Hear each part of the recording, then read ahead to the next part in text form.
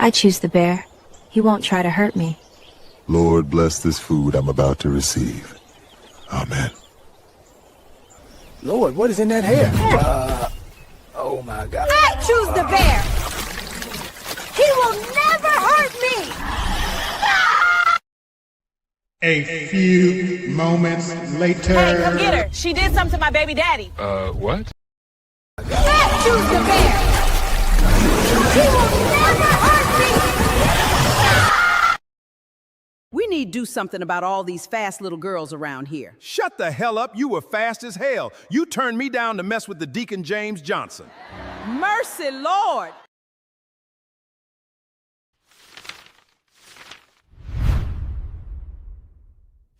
Be a thinking black man, not a weak black male who's in his feelings. I'm done with life, and it's all Jermaine's fault. It's always Jermaine's fault. I'm done. Bitch, you on YouTube too!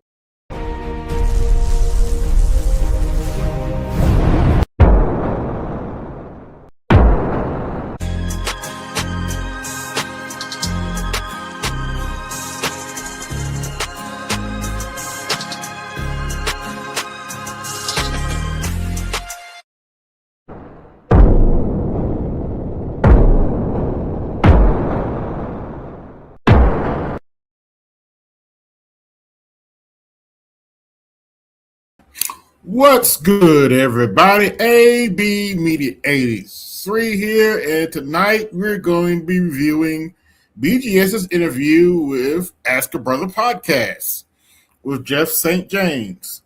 So, without further ado, let's get started. Hope everybody's doing all right tonight. Plan to have a little fun tonight. All right, let's get started.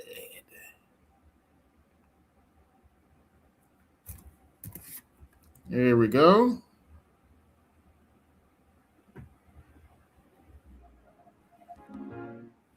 Let's go. Let's go. Let's go. I'm your host, Jeff St. James from Ask a Brother podcast. And listen, y'all, I am excited about today's guest. I've been a huge fan of his for years.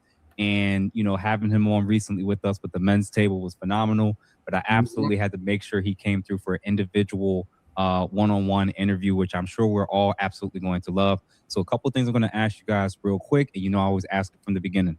Number one, share this. Share this with every single man that you know. I think it's going to get real. It's going to be a good, authentic barbershop level conversation. So I'm excited to have this gentleman on. And then also, listen, make sure that y'all like this stuff and make sure that y'all are subscribers of both of our pages and content. And thank you to everybody that's been members faithfully and then people who recently became members to the channel for sure. So all I ask, make sure you like, make sure that you share with at least 2, 3, 4, or even 5 people. You're not going to want to miss this. I highly, highly, highly recommend that you share it right now. I'm going to play a video from our sponsor, and then our guest is going to make his entrance to the stage. Hey, y'all. It's Jeff St. James from Ask a Brother podcast, and I would like to... GS, what's going on, good sir? What's going on, godson? You all right?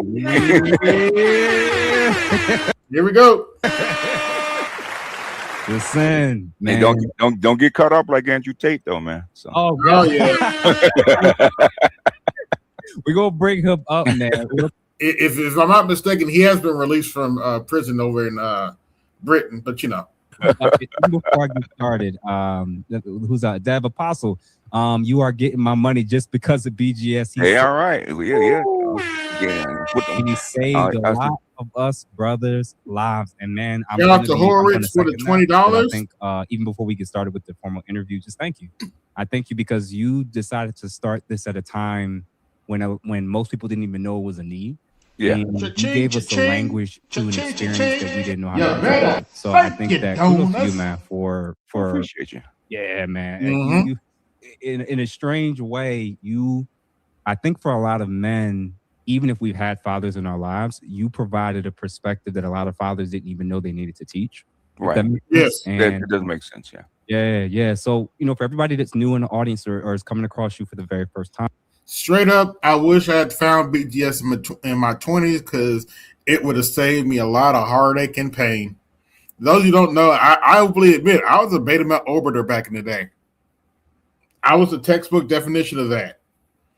And I would tell any young black man watching, don't do it. It's not worth it at all. I've been in the friend zone like that. Don't do it. Why don't you just go a little bit over your background and what made you decide to get into content creation? Okay. I was in the pro-black community. I was just talking to Dr. Lumumba the other day. I was in ASCAC, which is a pro-black African classical society. In the 80s and 90s, I was in the pro-black sector. I don't know if you're in Philly, so you probably know about the Front Page. Yeah. That used to be in Los Angeles and moved to DC with Carl Nelson. His engineer is a good friend of mine. So I was in the pro-black sector for a long time. It kind of splintered in 2001. A guy had gone to an ASCAC started a little thing online for black people in Africa. I joined with him in like 2002, 2003. I kind of got those politics and global politics and stuff like that, Pan-African and all kinds of stuff, right, mixed in. And I got tired of that, so I was reading about the dating about dating apps and stuff like that in like 2010, and then I discovered Roland Tomasi's SMV curve. Okay. And I said, what is that about? I said, because I listened to Tariq Nasheed and dating and stuff like that. And I said, let me see what that's about. So I started going down that rabbit hole, and that led me to what's called the white side, which is MGTOW. And so so I brought a lot of stuff that I knew about, research that I knew about. I brought it to, since I'm a Gnostic anyway, I brought it to MGTOW. And what happened in MGTOW, it was fine, except, it's white people, mostly white people, right? And what caused me to come to the black side is the Missouri University protests. Is because there was a lot of racism going in Missouri, and there was a big protest with the football team not playing. So and the white people trying to frame it as feminism going against the students, stuff like that. I said, no, this is racism, right? But they attacked me because I called it what it was, which was racism. I said, oh, I see. Yeah. I said, I forgot where I was. Okay. I forgot where I was, and I realized that we as black men in the United States have a different reality towards our women than white people do. Yes. Hold on. Yep. We could slow down right there, because that was always, you know what? I'm going to remember that. Yes, we're actually separate from the white manosphere. Some black people don't understand that, but that's the story for another day. That part, I want you to continue just with how you then continue to go into speaking more into the black issue. You can continue that part. Yeah, it's because people don't know it. Because even though I had a woman's channel, separate women's channel for about almost 4 years, okay. A friend of mine in LA, she's very famous. She has in fact, when you write your book, I'll give you her name. You can pump your book through her network. She's at a writing enclave for got 20, almost 30 years. Okay. But anyway, I have been helping her do her woman's show since 2009. So I'm well aware of how black women are, how they think, their perspective is, because I learned this stuff from her. I've been doing it for, guys, it's got to be 15 years now. So over 15 years now, since 2009. So I know this stuff from both sides. Okay. And so what I'm doing is I'm bringing what I've learned over the past 30 some odd years, 40 years to black men, and actually helping them break down exactly what it is, not what they think it is, not what they told it was. Okay, let's break this stuff down to the atom and build it back up, so we can actually see what it is and see what it does and how it got started. I call it a fishbone. I talked to Dr. T. I said we actually call it a fishbone, right? You got to start from the tail. You can't start from the head. You got to start from the tail and add the layers until you get to the head, to where you are right now. If you do that, you won't understand anything about what's in the middle. So that's how we start. We start researching all the way from slavery all the way up, and how our culture is actually built, and stuff like that. So that's what I'm bringing to the manosphere. Okay, so we're not trying to get to the surface stuff. There's plenty of people that do dating and mating. I don't do that. Okay, sometimes I won't interject my stuff, but I don't do dating and mating. I don't do that kind of stuff. Okay, I'm trying to get people to understand why your culture and why your interactions and why your social networks work the way they. It's funny that BGS doesn't do dating, but quite frankly, I've found more practical advice for dating during watching BGS streams than I've ever watching these dating coaches streams. I'm just saying. Just saying. Wow. Oh man, I appreciate that. And real quick, Sonic Squad with the 250 gems MVP. So again, y'all, they're now doing gems. So if y'all don't want to do dollar amounts, they got the gems, they got the gifts, you got the personal donations. So like I said before, y'all, if y'all have any particular questions or comments that you do not want BGS to miss or you like him to respond to, feel free to hit that super chat button. Okay. Somebody wants to know how did I end up crossing paths with Kevin? Okay. Yeah, and again, I wanted to ask you, and that was actually my first question. Anyway, go ahead, ask it. Thoughts about Kevin Samuels and why you think he blew up, and then the second, rest in peace to the Godfather. Secondary piece is why do you think a lot of men also hated and despised him? Okay, Kevin is a throwback to prior to, like, I would say 1980, 1985, prior to the crack era. Okay. During the crack era, you went from suits and ties and nice shoes to saggy pants and tattoos. Okay. It's because the money shifted. Okay. The crack era caused the money to shift. Yes. And so the guys like you that wear suits and ties, they're educated, stuff like that, became passe. Because if you hear interviews, what do women want? They want drug dealers, they want scammers, they want thugs, right? Because that's what's represented, right? Because those are the guys with the disposable money. And now they want to choose the bear. Kevin is a throwback. And the thing is, you have a lot of educated men like you, but the thing is, they weren't polished. And when I first got to the manosphere, there was this big war in the black community about the Pookie and Ray Rays or the street guys versus the so-called educated lames. Okay. And what I noticed is that the so-called educated lames, okay, even though they had the money, had the education, had the jobs, okay, they had all that stuff, but what they didn't have was polishing. And they didn't have the appeal to the females. So what they were doing instead of competing for the females in their class, okay, they're trying to go down and damn 2 and 3. Okay, that's nothing to brag about, but okay, trying to compete for females at the lower classes. Okay, and so when Kevin came along, I noticed that he's a throwback. And I know he has a background in how to handle females, is because he did certain things in college. He did certain things in his business that dealt with females. Okay. So I said, I told Kevin, I said, there's like 10 to 15% of guys that are so-called educated lames that have good jobs, that have bachelor's degrees, they got everything else on paper that a woman should want. Right. But guess what they don't have? They don't have the so-called swag. They don't have the pop. So what I need you to do is polish these guys up and make them more appealing to the women of their class. And so that's what he started doing, because he was into hence the high value man. Fragrances and the shoes and clothes and stuff like that. I said, you're the perfect guy to polish these guys up and from diamonds in the rough to actually polish diamonds. Okay, because these are the guys that these women really want, but they're not polished. Nobody wants an unpolished diamond. Yeah. A raw diamond, you throw a 5 carat raw diamond at a woman, she's gonna throw it back at you because it's not polished. But when it's polished and cut and set, because all of a sudden she's willing to jump over 5 lanes of traffic to get it. Okay, so that's what he did. Okay, that's what he started acquiring these guys and polishing them up. And then when COVID hit, okay, COVID hit is an economic crisis. Okay, and women are hypergamous.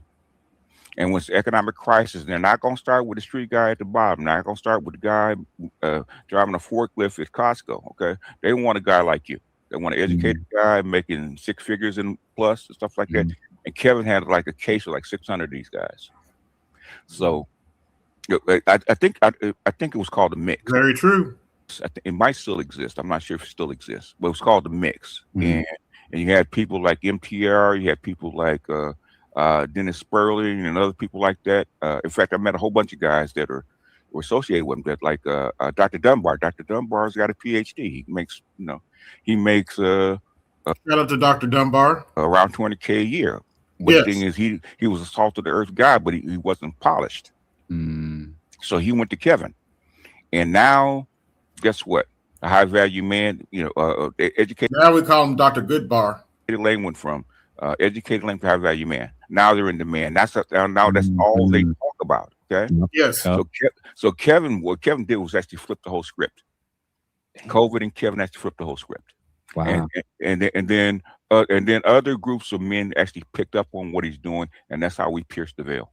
Yes. So the secondary piece is, why do you think some men also hated and despised him, you think? Is because the narrative from, I would say, 1985 to when Kevin actually came in, which is like, I guess like 30 years or so. The narrative was who was the ideal guy? Tupac. Yeah. Jay-Z. Yeah. The thug with money.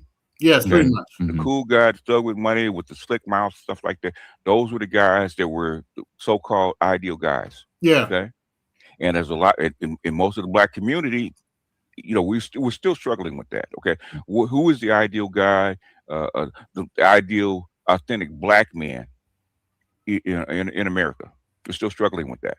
And a lot of guys in the manosphere identified with manhood being the thug, manhood, unfortunately, being the guy with the tats, manhood being with the guys that like to fight, but manhood is the guy with the dirty dreads and the slides, okay, and Adidas slides, okay, and a lot of guys didn't fit that image.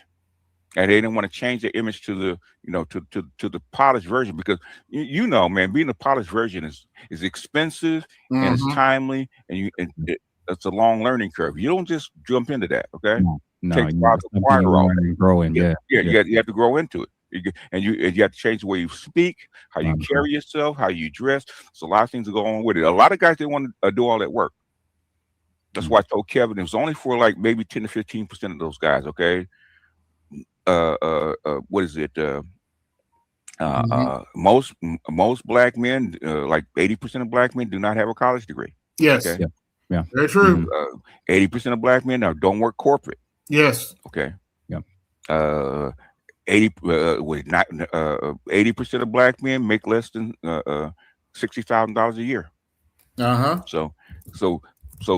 So Kevin by himself, even though they didn't understand what I was doing, they didn't like him, is because they didn't fit that mold.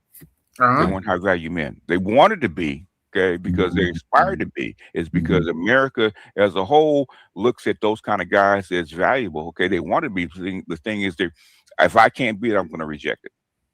Yeah. And I think a lot of them were jealous too. They were. Of the money, of the fame, the notoriety. Yes. And it was interesting because I just didn't recall prior. I mean, I knew there was like little infighting and different content creators would turn on each other for different reasons. Right. I've never seen one Black man get so much hate from other Black men. Yes. And I was like, what did this guy do to these guys for them to just constantly try to lie about him and try to frame him in a certain way to try to change how people saw him, especially now posthumously as far as him dying. Yeah, man. Real quick before we continue, let me check a couple super chats. Yolanda, thank you for the 2 gems, silver star. Appreciate you. Who else? Speaking of which, like, share, subscribe, hit the Cash App, support the show, hit the super chat and support the show. We got Michael in the building, 200 gems, flow steak. Appreciate you for the gift, good sir. Who else we got? BGS Tax, MS Delta. The Spooky sat by the door, man. Very, very, very high ranking guy. So MS Delta? Yeah, Mr. L, keep a track of him, man. Oh, yeah. I've definitely seen him quite a bit in my platform, so I appreciate him always showing up and making it know he's in the building. And Sonic Squad again beat with another $5. BGS, you sound familiar. Did you guest on the Falcon Forum? Yes, I did. Yes, I did. Okay. The guest on that was co-host. Yeah. Gotcha. Awesome. Awesome. All right. So my next question is, what do you honestly think? There's a lot of arguing, debating about what men should be doing if they're getting behind microphones, especially in the terms of the quote unquote manosphere space. So what do you think are the primary purposes of the manosphere, and especially the Black manosphere? The manosphere, especially the Black manosphere, is to actually let men know that you're not crazy. Your experience is not unique. Right. I'm sure as a therapist, you get to hear all this stuff and you hear how common these problems actually are. Yeah. Okay. They're not. You're not isolated. I've heard this like 100 times. Okay. And what the manosphere and Black manosphere is actually group therapy. Yes. In a sense. Okay. In other words, I get a whole bunch of people in a group and trade stories about what they went through and how they solved their problems. It's actually group therapy. Okay. Pretty much. That woman treated me like this. Yeah, man, I know, because I had the same thing. I had 5 women treat me exactly the same. Well, my baby mama did this, blah, blah. Yeah, man, I know. I had 5 guys saying the exact same thing. You're not crazy. Okay.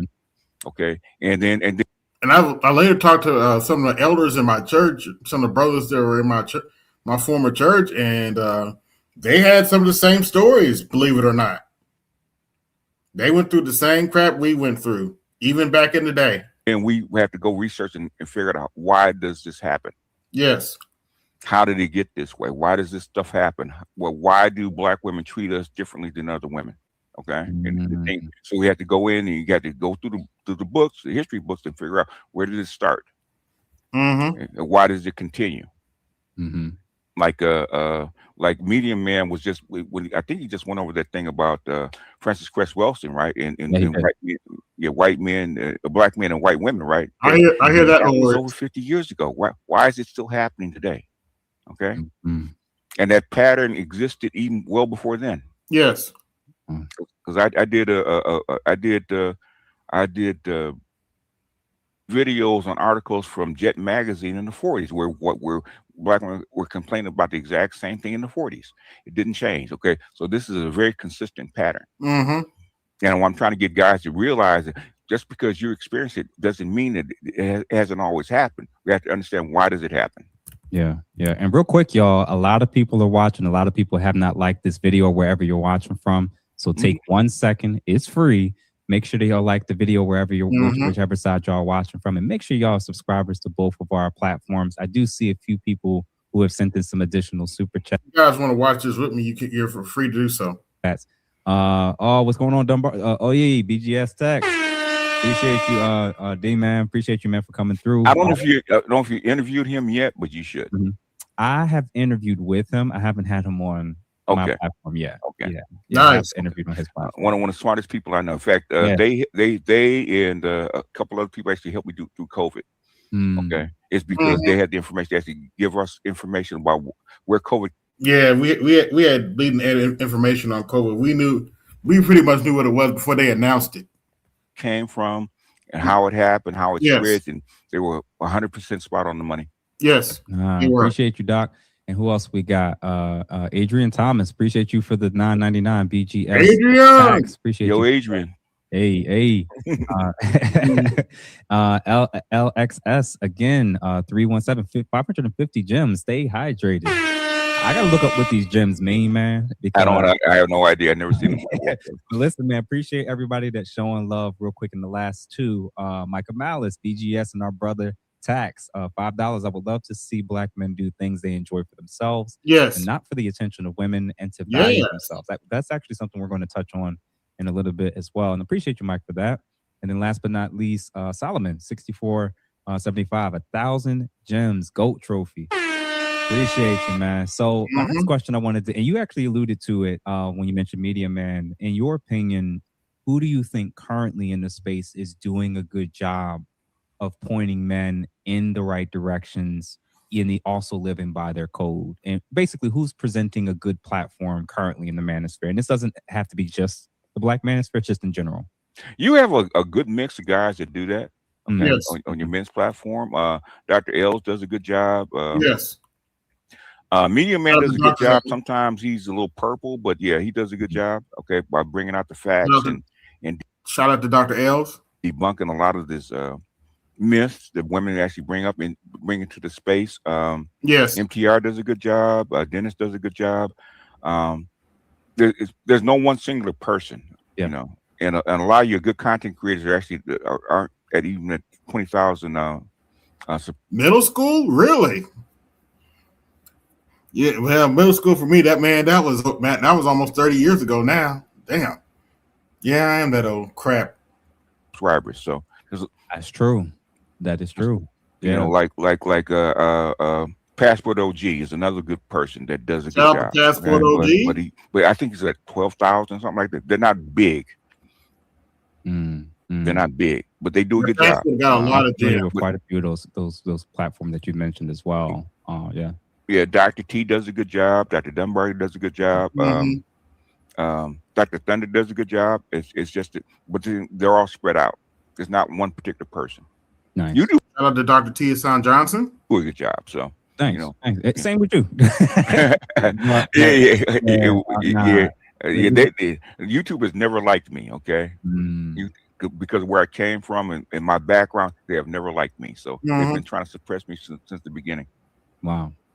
And then speaking of media, man, I wanted to ask you because you know he been dipping more and more into the red pill more and more. He getting tired, right? I mean, you're a therapist, so you hear this all the time. He's getting tired. Okay. Yes. Listen, and he said, and oh gosh, it's getting even worse on TikTok. These heifers up here talking about little girls can't be fast. Bullshit. A recent clip, I think he reacted to it, and I watched it, and I've been watching him escalate over the last couple months. And what's going on, said in one video, he was like, "How are you doing, sir?" Realizing that all right, just y'all don't have room to talk anymore about marital rates. Yes, and y'all are marrying your men. And then he said something. You're not near your mic. Like, we're in the era where the mirror is now facing black. This better? Yeah, that's better. Okay. Yeah, I'm sure you had fun with what I sent you earlier. Oh, good Lord. You know I want to focus on this, but we'll get more to that on Saturday. That was hold that for Saturday. It's in the simp file, so I'm able to find it. You know what? I should be pissed at you, but I'm not, because I'm laughing. Why? When I looked at that clip, I was driving to pick up my daughter, and the first thing that comes out of my mouth is "Simp alert," and I start laughing. You saw BGS response. He said cocaine's a hell of a drug. Let's get back to this before we get distracted. But yes. So, man, I want to ask you. He ain't wrong. He's not wrong though.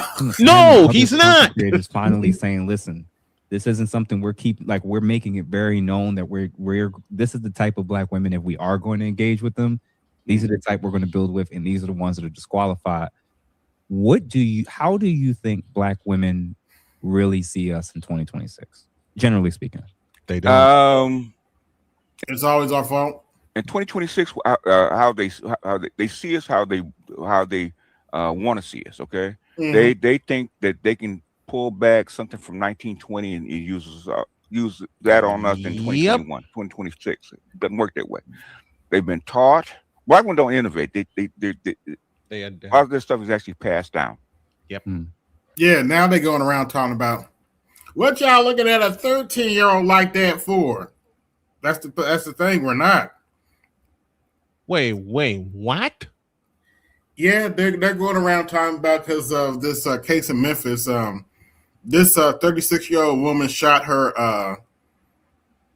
20-year-old because allegedly the 20-year-old was sleeping with her 13-year-old daughter. What in the all types of blue hell? Oh no! Actually, you should have held that because the story actually starting to get worse. Turns out the mother knew about this relationship, and evidently it had been happening for almost 2 years. So in other words, he started when she was 11. And the mother's been letting him get away with it because, well, he was paying the mother's bills. And evidently she shot him because he stopped paying them bills. Oh, no, it gets better. When I say it gets better, it actually gets worse. The daughter is mourning the 20-year-old and hating on her mama right now.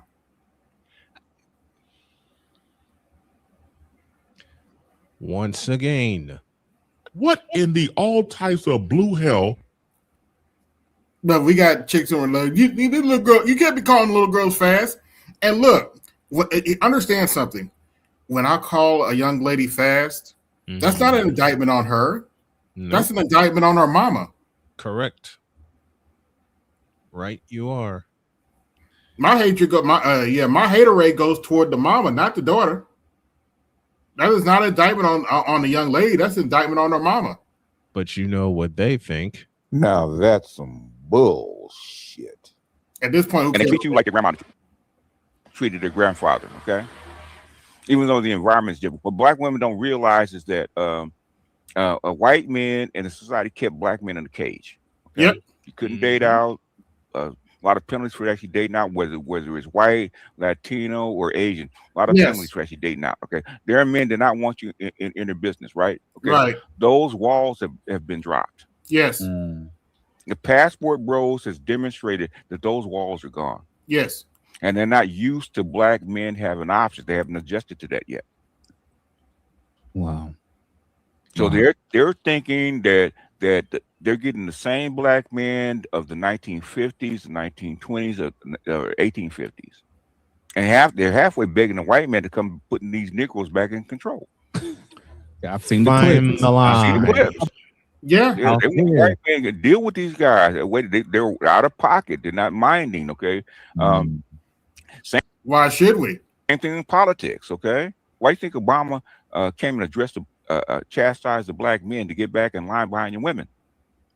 It's because they've been put in charge since the 1700s, okay, over the black family, by the society, okay, and they're used to running the society. They're not used to us choosing our own way. Yep. It's because like my mentor says, okay, black men and women are in reverse order of nature. Yes. Everything about the black community is upside down. Okay. Yes. Correct. Okay. In the white community, white women do carry the bulk of the emotional labor, right? Not so much in the black community. Black men carry the bulk of the emotional labor. Oh. Yep. Whoa. Whoa. Yes, sir. Explain that specifically. Why you think that black men are. And what have you heard about mama in a marriage? If mama ain't happy, nobody happy. You got to make sure that mama's happy. You got to make sure mama's happy. Yeah, my mother actually said it one night, and then I went out for a week. Yeah, I ain't under that bullshit no more. I ain't gonna do it. Make sure that mama is sexually satisfied. Okay.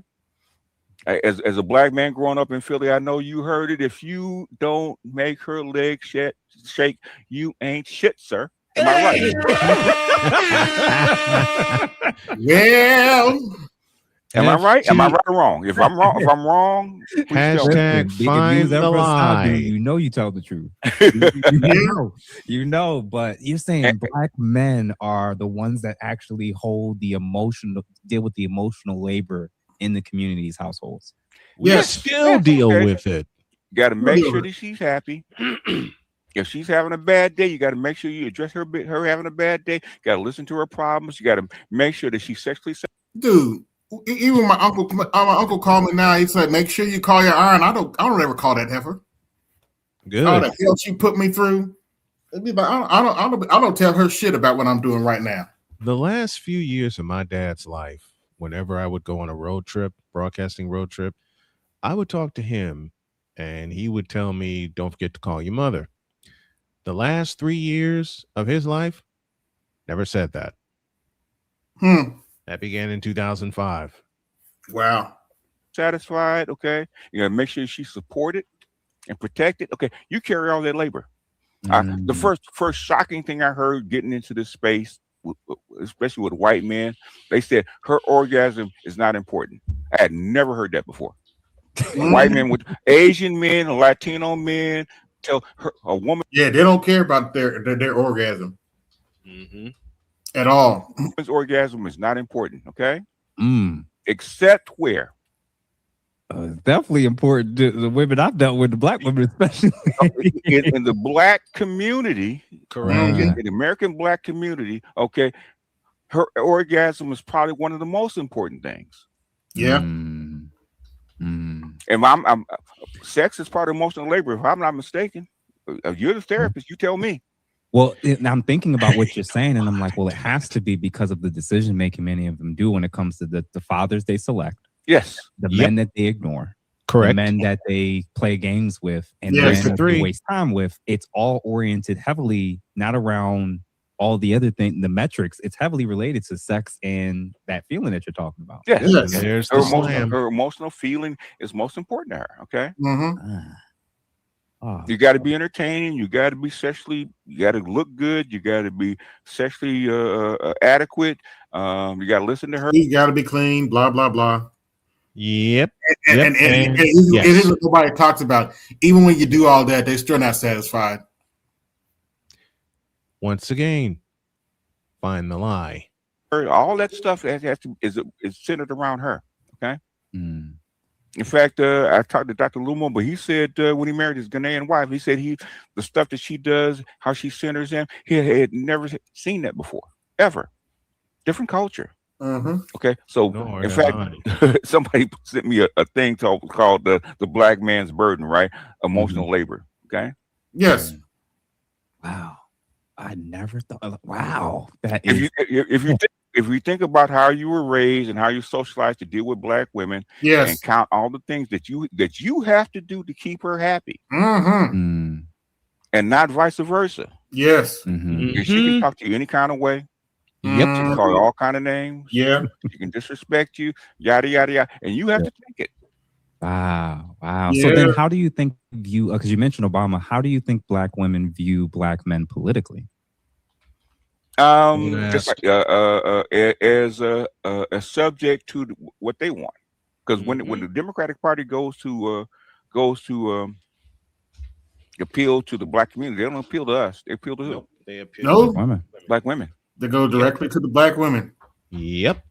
And if we get rowdy, they tell black women to get never us back in held line. any weight. The only time that didn't happen is when we were burning down cities in the 60s.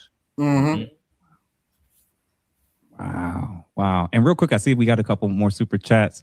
Will, I got 27 watching. Like, share, subscribe, hit the Cash App, support the show, hit the super chat, support the show.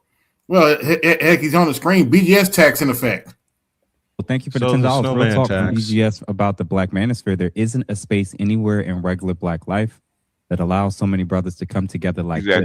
Exactly. Yeah. And because I was in the pro-black sector, okay, for a long time, right? And I had said this earlier. I wish I had found somebody like BGS back in my 20s.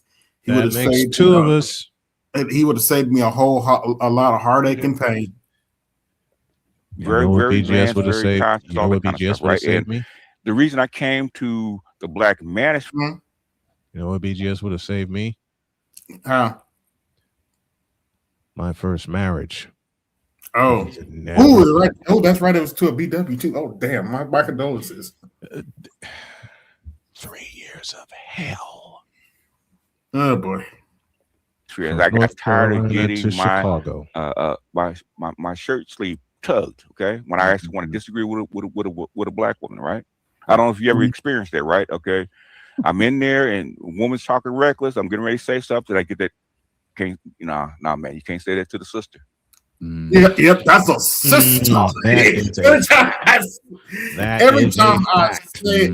Every time I said that, I could hear like about VHS. That is a total fact.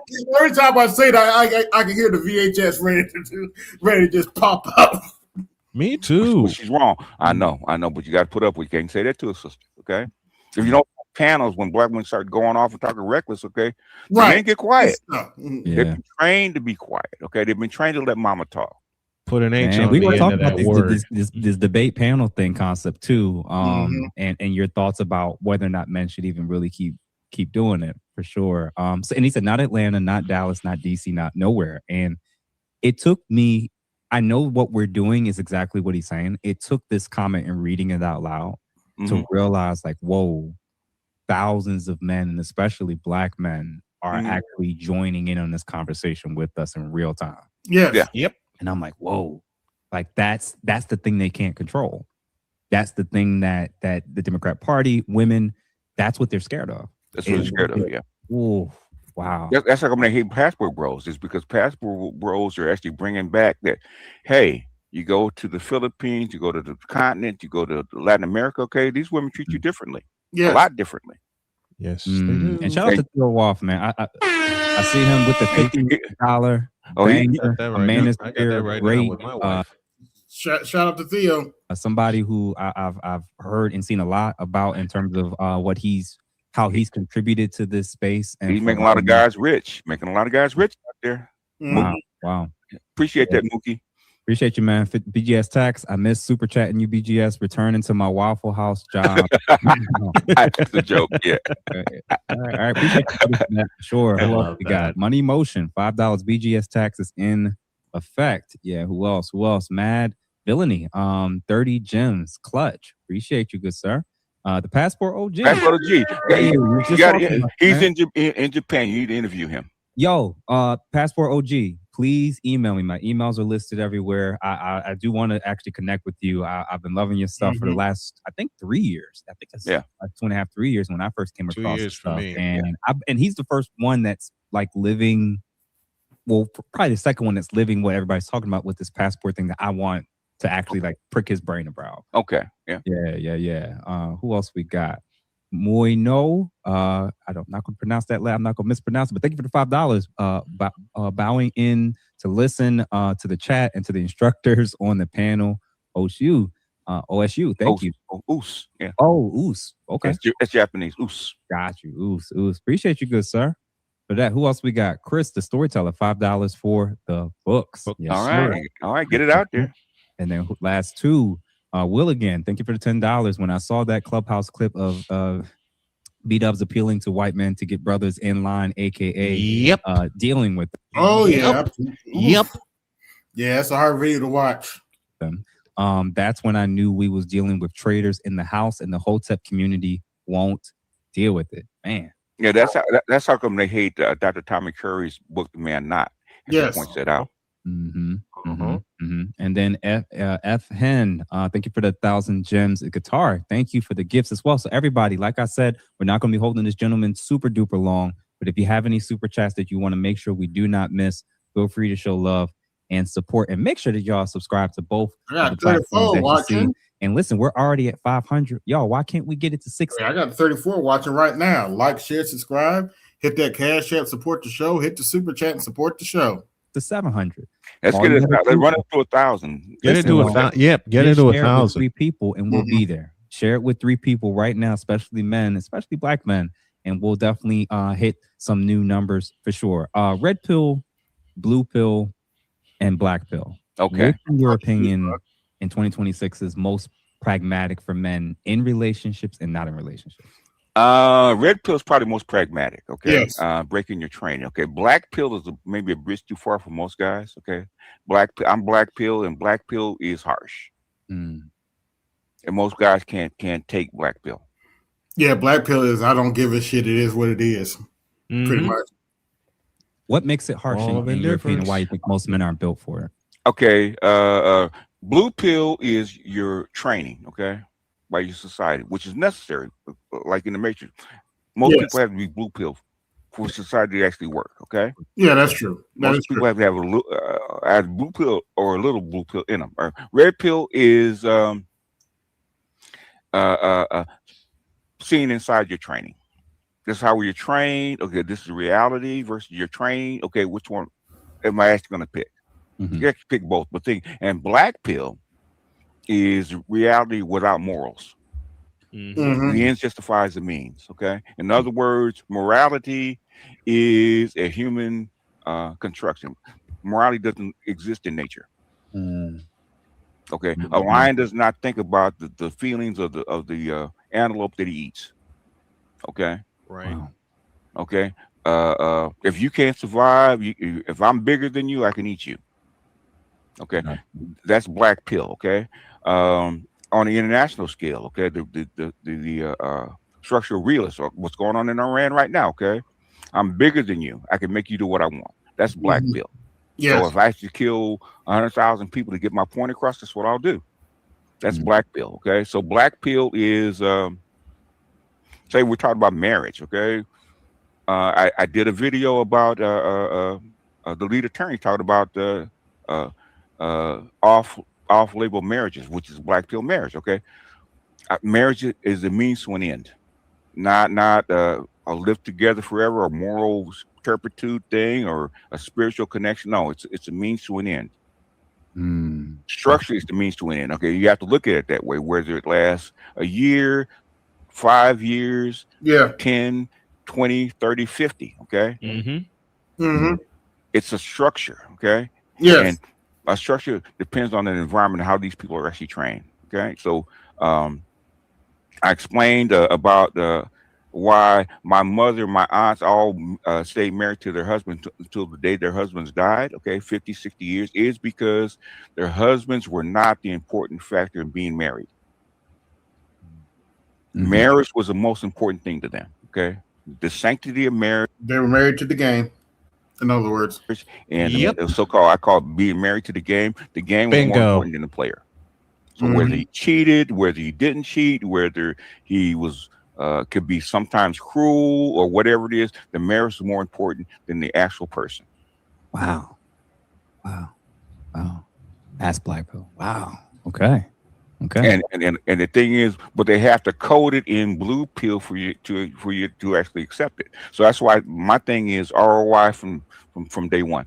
Return on investment. Don't wait to get your return on investment. If she doesn't give you from the first day, you have to know what you're dealing with. Yes. So don't, I know a lot of guys get caught up. I'm a bill for the future. I'm going to sacrifice myself for 10 years and on down the line, she's going to take care of me.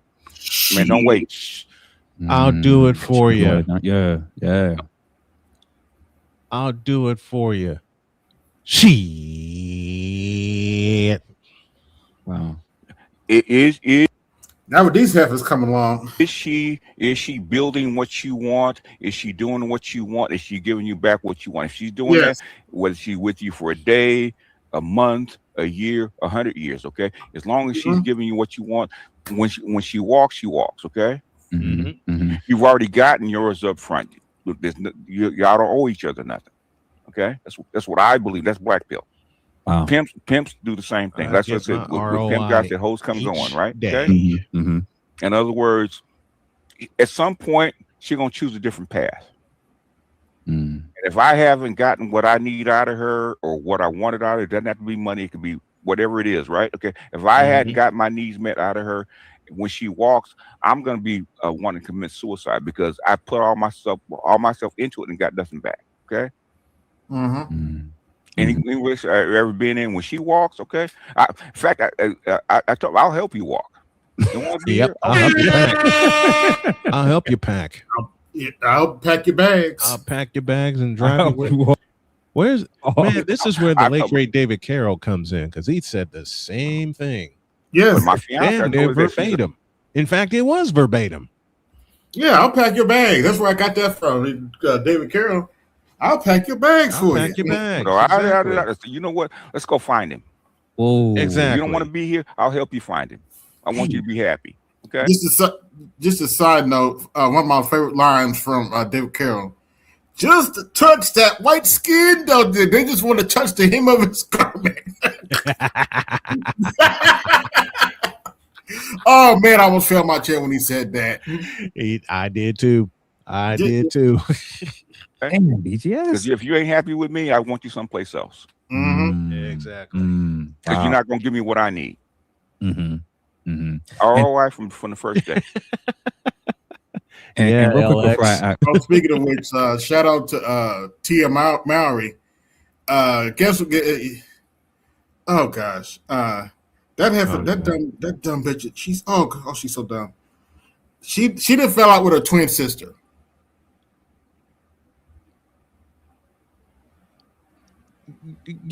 Wait. Huh?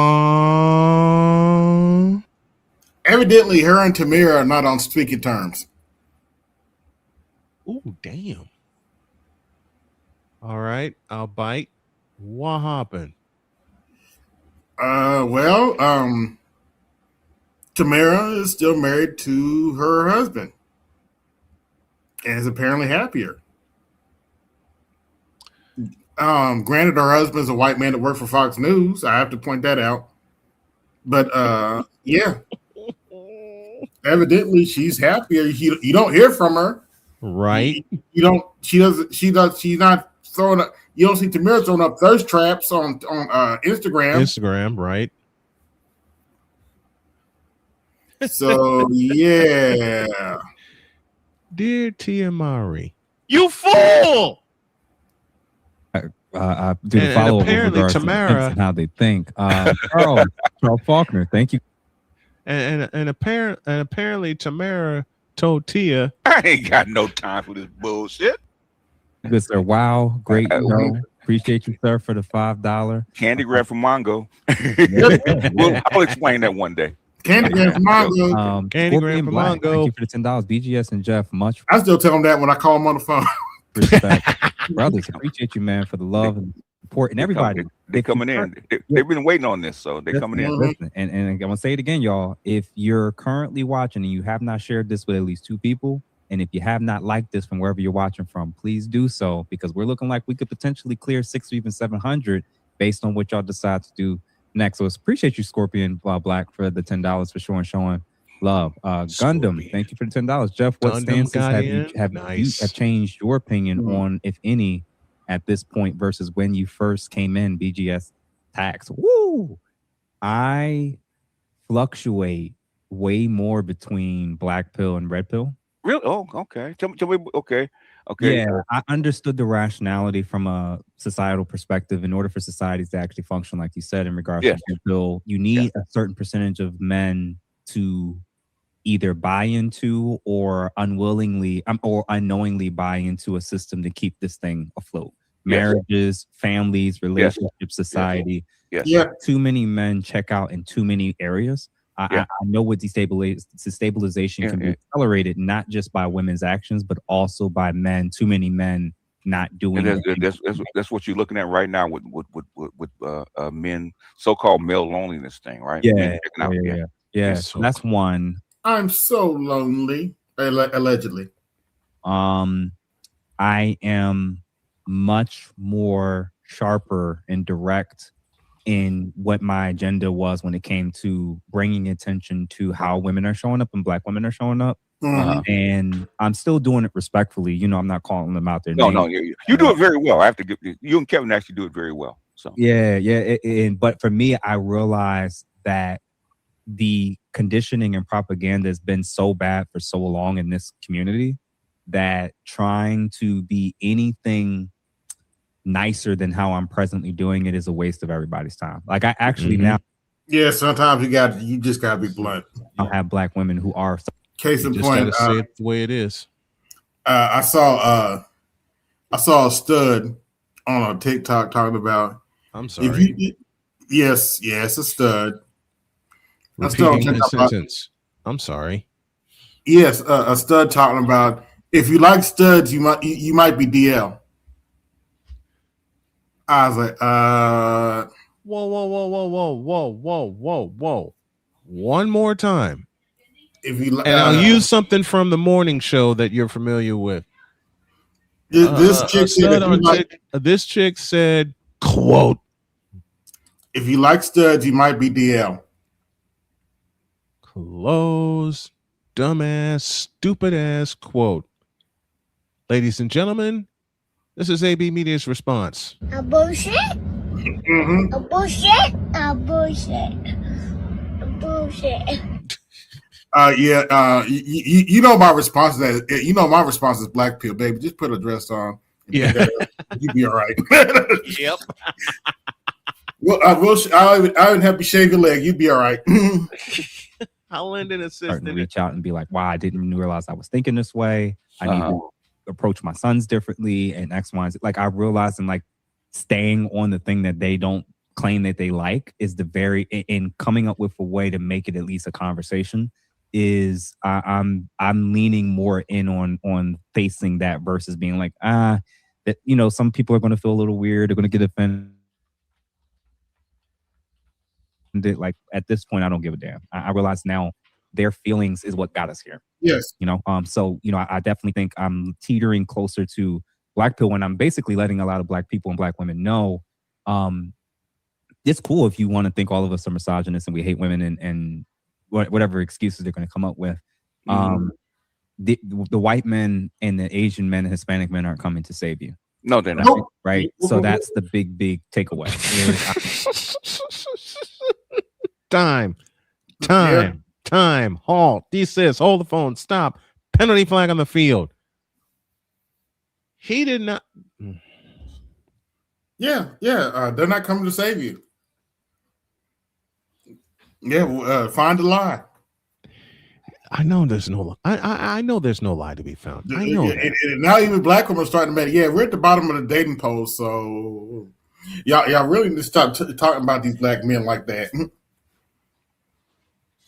I've got to do it. I'm doing this for a laugh and a laugh only. Use a troll. Troll. Use a troll. Troll. Use a troll. I said that use a troll. No. My troll is that last meme I put up of Mitch McConnell in his hospital bed talking about I'm still alive and I plan to support the 19-point agenda of the Black Manosphere and support black males, according to Butthurt Blue. Once again, use a troll. Troll. Use a troll. Troll. Use a troll. I said that use a troll. Now let me just state for the record, I don't believe a word of that I just said. I just put it up to give them the middle finger. That's why I played that sound. Because for some odd reason, they seem to think I'm holding my breath for Donald Trump and them to do something for black men. Huh. Anyway. And the response should be, I ain't got no time for this about bullshit. What's on the other side. I'm not talking about buying a dog and dying alone. I'm talking about when shit hits the fan, the very men that you think need to be subservient to you and listen to you and you know that you don't even really respect and weaponize what protection looks like while weaponizing the disrespect towards them. Guys aren't buying this stuff anymore, and they don't give a damn what you say about men in the past. The men today have woken up, so that's how I think I've definitely changed. Okay, there's black pill. It's close to the black pill. Yeah. You don't present it as black pill, but yeah, that's very close to black pill. Yeah, that's the goal. Like how do I present from my lens and being myself? How do I present harsh truths in a way to like when I said recently to the black ladies that were on the panel, I said like, y'all do know that like if you don't respect anything that we say, you don't care about what we say about hair, makeup, how you dress, how you conduct yourselves, and you do and display all those things and say it's not for us, it's for yourselves, you're living for the female gaze, not the male gaze. Like, let's just be honest. Like, you're not wasting everybody's time. You don't actually like black men. You just like what we produce. And if we just, but when you spell it out in that way, it's very, very difficult, I think, for them to argue against that. I mean, now, if they can argue if they want to, but that's kind of where I'm at right now. So I'm like, definitely. And the thing is, what I tell black women, so I said, these men have options now. Okay, they didn't before. Okay, when I was a young man, we have very limited options. Okay, black women pretty much your only option. Okay, that's not true nowadays. Okay, especially if they're integrating schools with Latinos and white people. Okay, that's not true anymore. They have options, and guess what? The black men aren't picking you. Shit, LLXSC. Thank you for the BGS tax $4.99 for sure. Who else we got? The Black Toxic Masculinist, $5. The Black Man saves lives by helping many black men make sense of their lives. Salute. Very true. Very true. Sir. Yes, sir. Who else we got? Mike O'Malley. No, I didn't see it. It's $5 after you read Parents. What's that pod? Parents Path to the Eye, Parent of the Country. Okay, how the multi-court system works. Okay, that's what Parents Path to the Eye is. Something that America passed in the 1700s.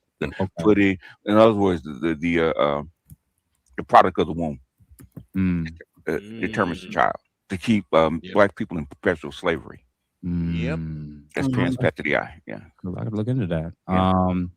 Dr. Mar, is it Marifa? Marifa.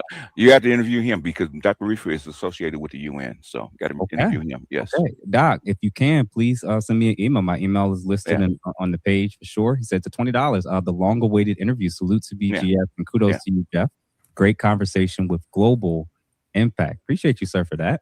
And the last three, Excalibur. Salute, $5 for the salute to BGS and Jeff. Thank you, sir, for the 5 for sure. And then the last 2, Roy, thank you for the $4.99. Good job, Black Man. Go BGS. Our Dirty Foot Jose down in Colombia. Okay. Dirty Foot Jose. Dirty Foot Jose. Dirty Foot Jose. Evidently, Dr. Thunder covered this morning too. I didn't see it, but okay.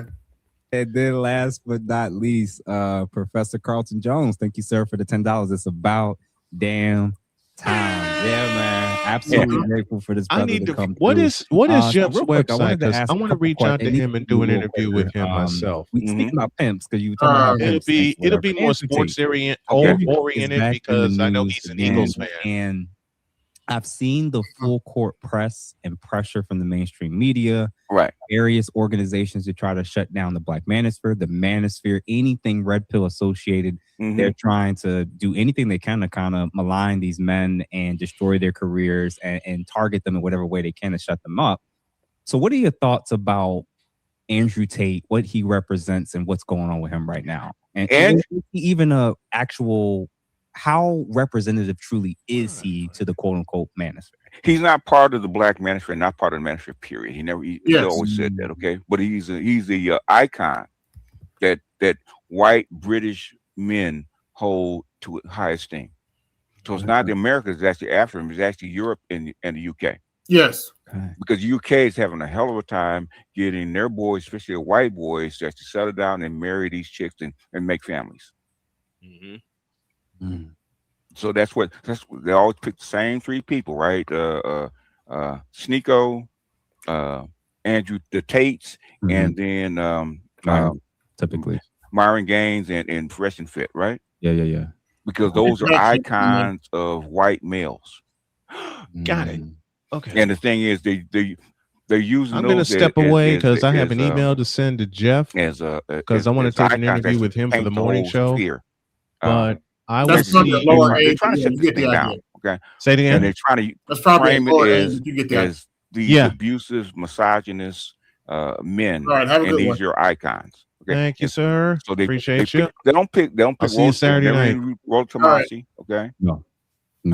Or the other people actually originated the space. Okay. Yeah. Or even trying to think of his name. Actually, Paul Elam. Paul Elam, they don't touch him. Okay, but the Manosphere is actually represented by those 3 negative guys. In fact, if it wasn't for Kevin dying, the Tates would not be an item. Okay, Kevin dying the way he did caused a vacuum. Yes. Wow. And the thing is, now everybody, the Manosphere was actually looking for a guy to actually take his place because he actually put the Manosphere into the mainstream. Yes. Yeah. Before Kevin, the Manosphere was not in the mainstream. After Kevin, the Manosphere became part of the mainstream. It actually started spreading out all over the world. Okay, and they were looking for somebody to actually take his place. They tried to do Pearl. Yes. Okay. They tried to do Scott Galloway. They're trying to put somebody in the place of Kevin. Oh, Lord. Pearl's been mentioned. That means they're going to cry about Pearl for another month. Lead these men back to where they were. Or at least soften the Manosphere's influence on these young boys, especially because when it first started, it was actually men 25 and older, or really men 30 and over. Yeah. Okay. And then it started moving down to the 20s and then to the teens. And now it's down to... Yeah, I got 20 watching. Like, share, subscribe, hit the Cash App, support the show. Hit the Super Chat, support the show. Are you not entertained? Grade school. It's crazy. It's crazy that imagine knowing what we know now in grade school. In grade school. Yeah. God, I'd be a millionaire right now. the TikToks and with the social media Right. and with the streamers and stuff like that, all taking what we have said, the truth that we have uncovered and espoused, and bringing it all the way down to sixth graders. Okay. Y'all got to send this to the young boys. Y'all actually have to send this to the young guys, your sons, your nephews. Yeah, and again, y'all have to be mindful of the type of creators you're sending them, this information to in terms of sending it to them. But imagine the difference of men not finding out how relationships and women really work post-divorce. Yeah. Oh, yeah. The first time they realize female nature is standing before a judge. Yeah. Or in front of the cops. Man. Wow. See, you're a therapist. You get to see this in real time with real people. The thing is, you can't. It's hard for you to actually translate it down to the average person. Yeah, and the content definitely has changed my perspective on how to communicate. That's more often for sure. Yeah. And then another question I wanted to ask you then is, do you believe with it hitting the mainstream that there is a segment of women, including Black women, that are starting to realize that maybe some of the things that's being said in this space are actually true? Or do you think by and large, most women are still avoiding it and still just kind of mislabeling? They will avoid it until consequences happen. Okay. There's two things that happen under Kevin that cause things to shift. Okay. COVID was actually an economic crisis. Okay. Yes. Couldn't work. You needed somebody to help support you. Blah, blah, blah. Right. You needed that. Okay. It also gave men a break from feeding into the testosterone driven sexuality. Okay. About you need to have sex. Okay. They broke that. And a lot of guys went into what I call monkhood. And they realized how much I was actually giving over my time, money, effort, and emotions to actually get a value, which is her attention and sex.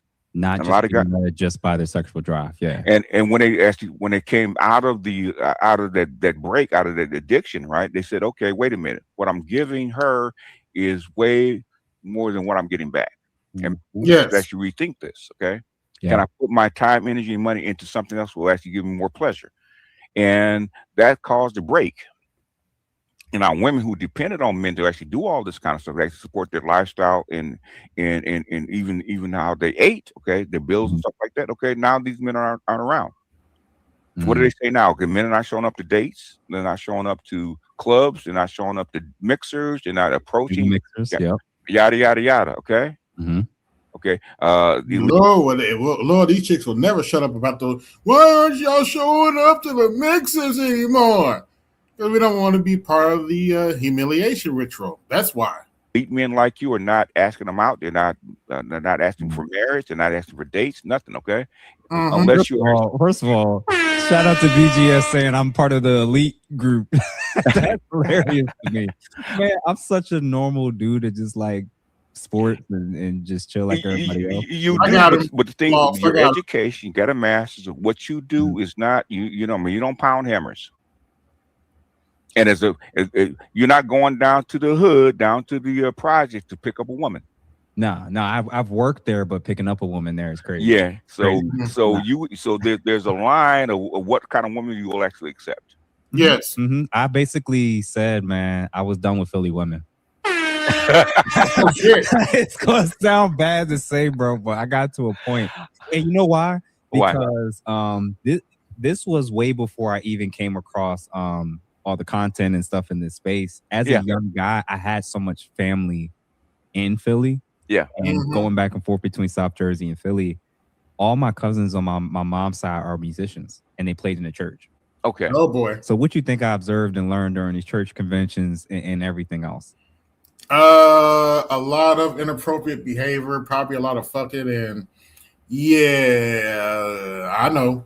And when me and my cousins would walk into certain venues, I'm like, they know everybody and everybody know them. And I was like, damn. So at that point, it was like, I'm not dealing with the whole, I'm not touching Philly women, bro. It's a wrap. It's over. I disqualified them. Like I just said, Philly women is a wrap. Like, because and although I'm being a little facetious, it's true that like it made it substantially harder once you started to see things from the other lens. Yes, you did. Once you get outside your own experience and into another pond, okay. Yeah, that's very true. That's very true. The difference is you can actually compare and contrast. Yeah. What do I really want? for me. Yeah. And real quick, a couple super chats, man. Wallace, thank you for the $50 banger. Oh, taco tax. Woo! Okay, taco tax. All For the right. master teacher for sure. And On out to the taco truck. Yeah. Oh, man, the people is showing love, man. BGS, we may have to form a union, brother. Crazy work. And I was like, man, we you deserve it, man. We have you're the next Kevin. We have to support you, man. We're trying to get to that level. We're gonna talk about that. I actually was talking. First of all, MS Delta, thank you for the $100. He said, peace and blessings and fortune to all the brothers. The reason why I always appreciate the compliments, the praise and people that want to show love and support.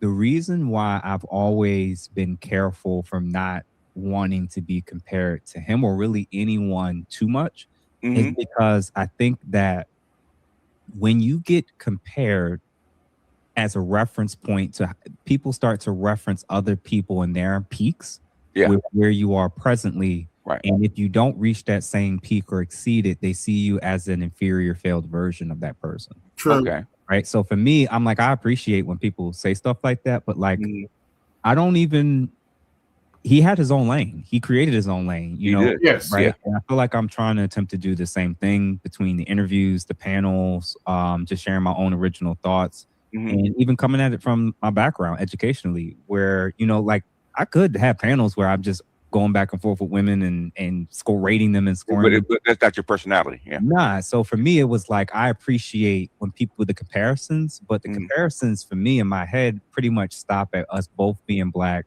probably pretty charismatic and knowing how to dress when we need to. That's basically it. Like, he's so unique to me that I just don't know if anybody who I would say is anything even close to him, if that makes sense. The thing is, what I noticed is your way to actually get women to actually accept the harsh truth. He had the same kind of talent. You're not the same people, okay? Yeah. You have different styles, but thing is that link between you and him, how you actually approach women, okay? That's very similar. I got you. It's very similar, okay? When I say Kevin, doesn't mean like Kobe's not Michael Jordan, okay? Correct. They're different people. Thing is, they have similarities, okay? They have similar stances, okay? And when I say the next Kevin, it means stand in actually his place. They tried it with Pearl because they needed it. They tried it with the Tates, which almost got the Tates killed. Okay. Because they never saw Kevin coming. They didn't expect him to blow up like that and actually spread the manosphere. They didn't want they actually did not want another Messiah. Okay? Yes. Which is why they focus on the Tates, is because they think he's the next Messiah. Got you. Okay. Wow. Which I got a message to him. Hey man, if you don't back off this stuff, okay, and you're in that jail, okay, you might not make it out. You got to back off. Yeah. I was saying I'd be arrested again. Yeah. And in UK, when people that don't realize what's happened to the UK, it's effectively a fallen state, and people are getting arrested for what they're posting on social media, their opinions, challenging certain things. It's gotten so out of hand, and the people who have flooded the border. 22 watching, like, share, subscribe, hit that Cash App, support the show, hit the super chat and support the show, support your interests. Have more rights than it sounds like many of the citizens at this time. So I think him going specifically back there, I think they're in trouble. I actually think him and his brother are absolutely in trouble. They are in trouble.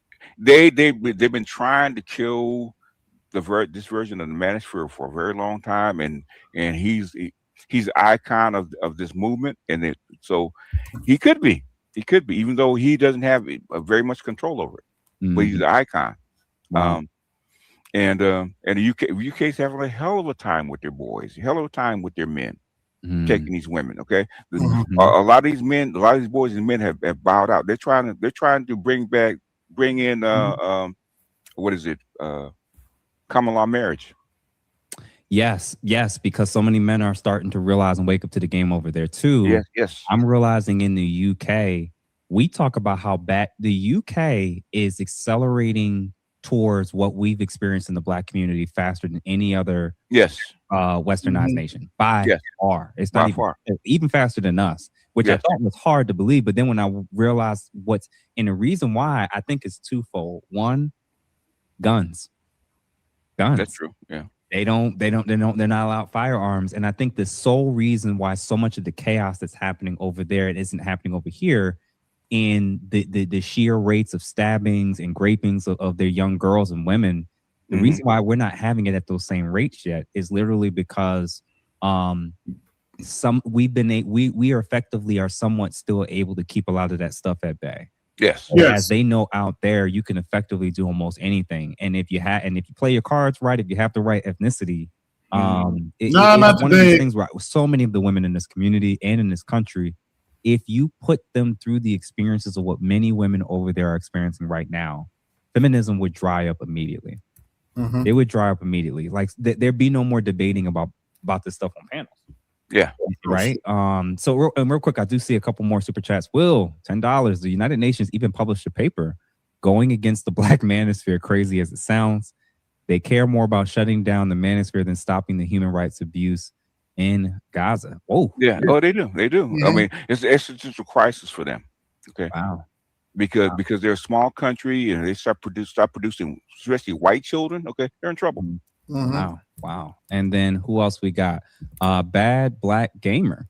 $5. I've been waiting for this interview. Appreciate you for tuning in. Everybody that's currently tuning in. Y'all, we're at 650 people concurrently watching. So guys, make sure that y'all like this. Make sure y'all send it to your sons, your nephews, fellow men that you know. If you haven't subscribed to Jeff, please do. Okay. Please, man. Well, I'm at 93,000 now, man. And Jeff needs a Patreon ASAP. Yeah, I'm gonna work with it. I'm gonna create. There's a whole bunch of things this fall that I'm gonna have set when I get done working on my project that I told you about. Dark Knight, thank you for the full. Dark Knight, appreciate you. Hey. Speaking of which, y'all go support and subscribe to Jeff. And while I'm at it, give me 1 second here, fellas.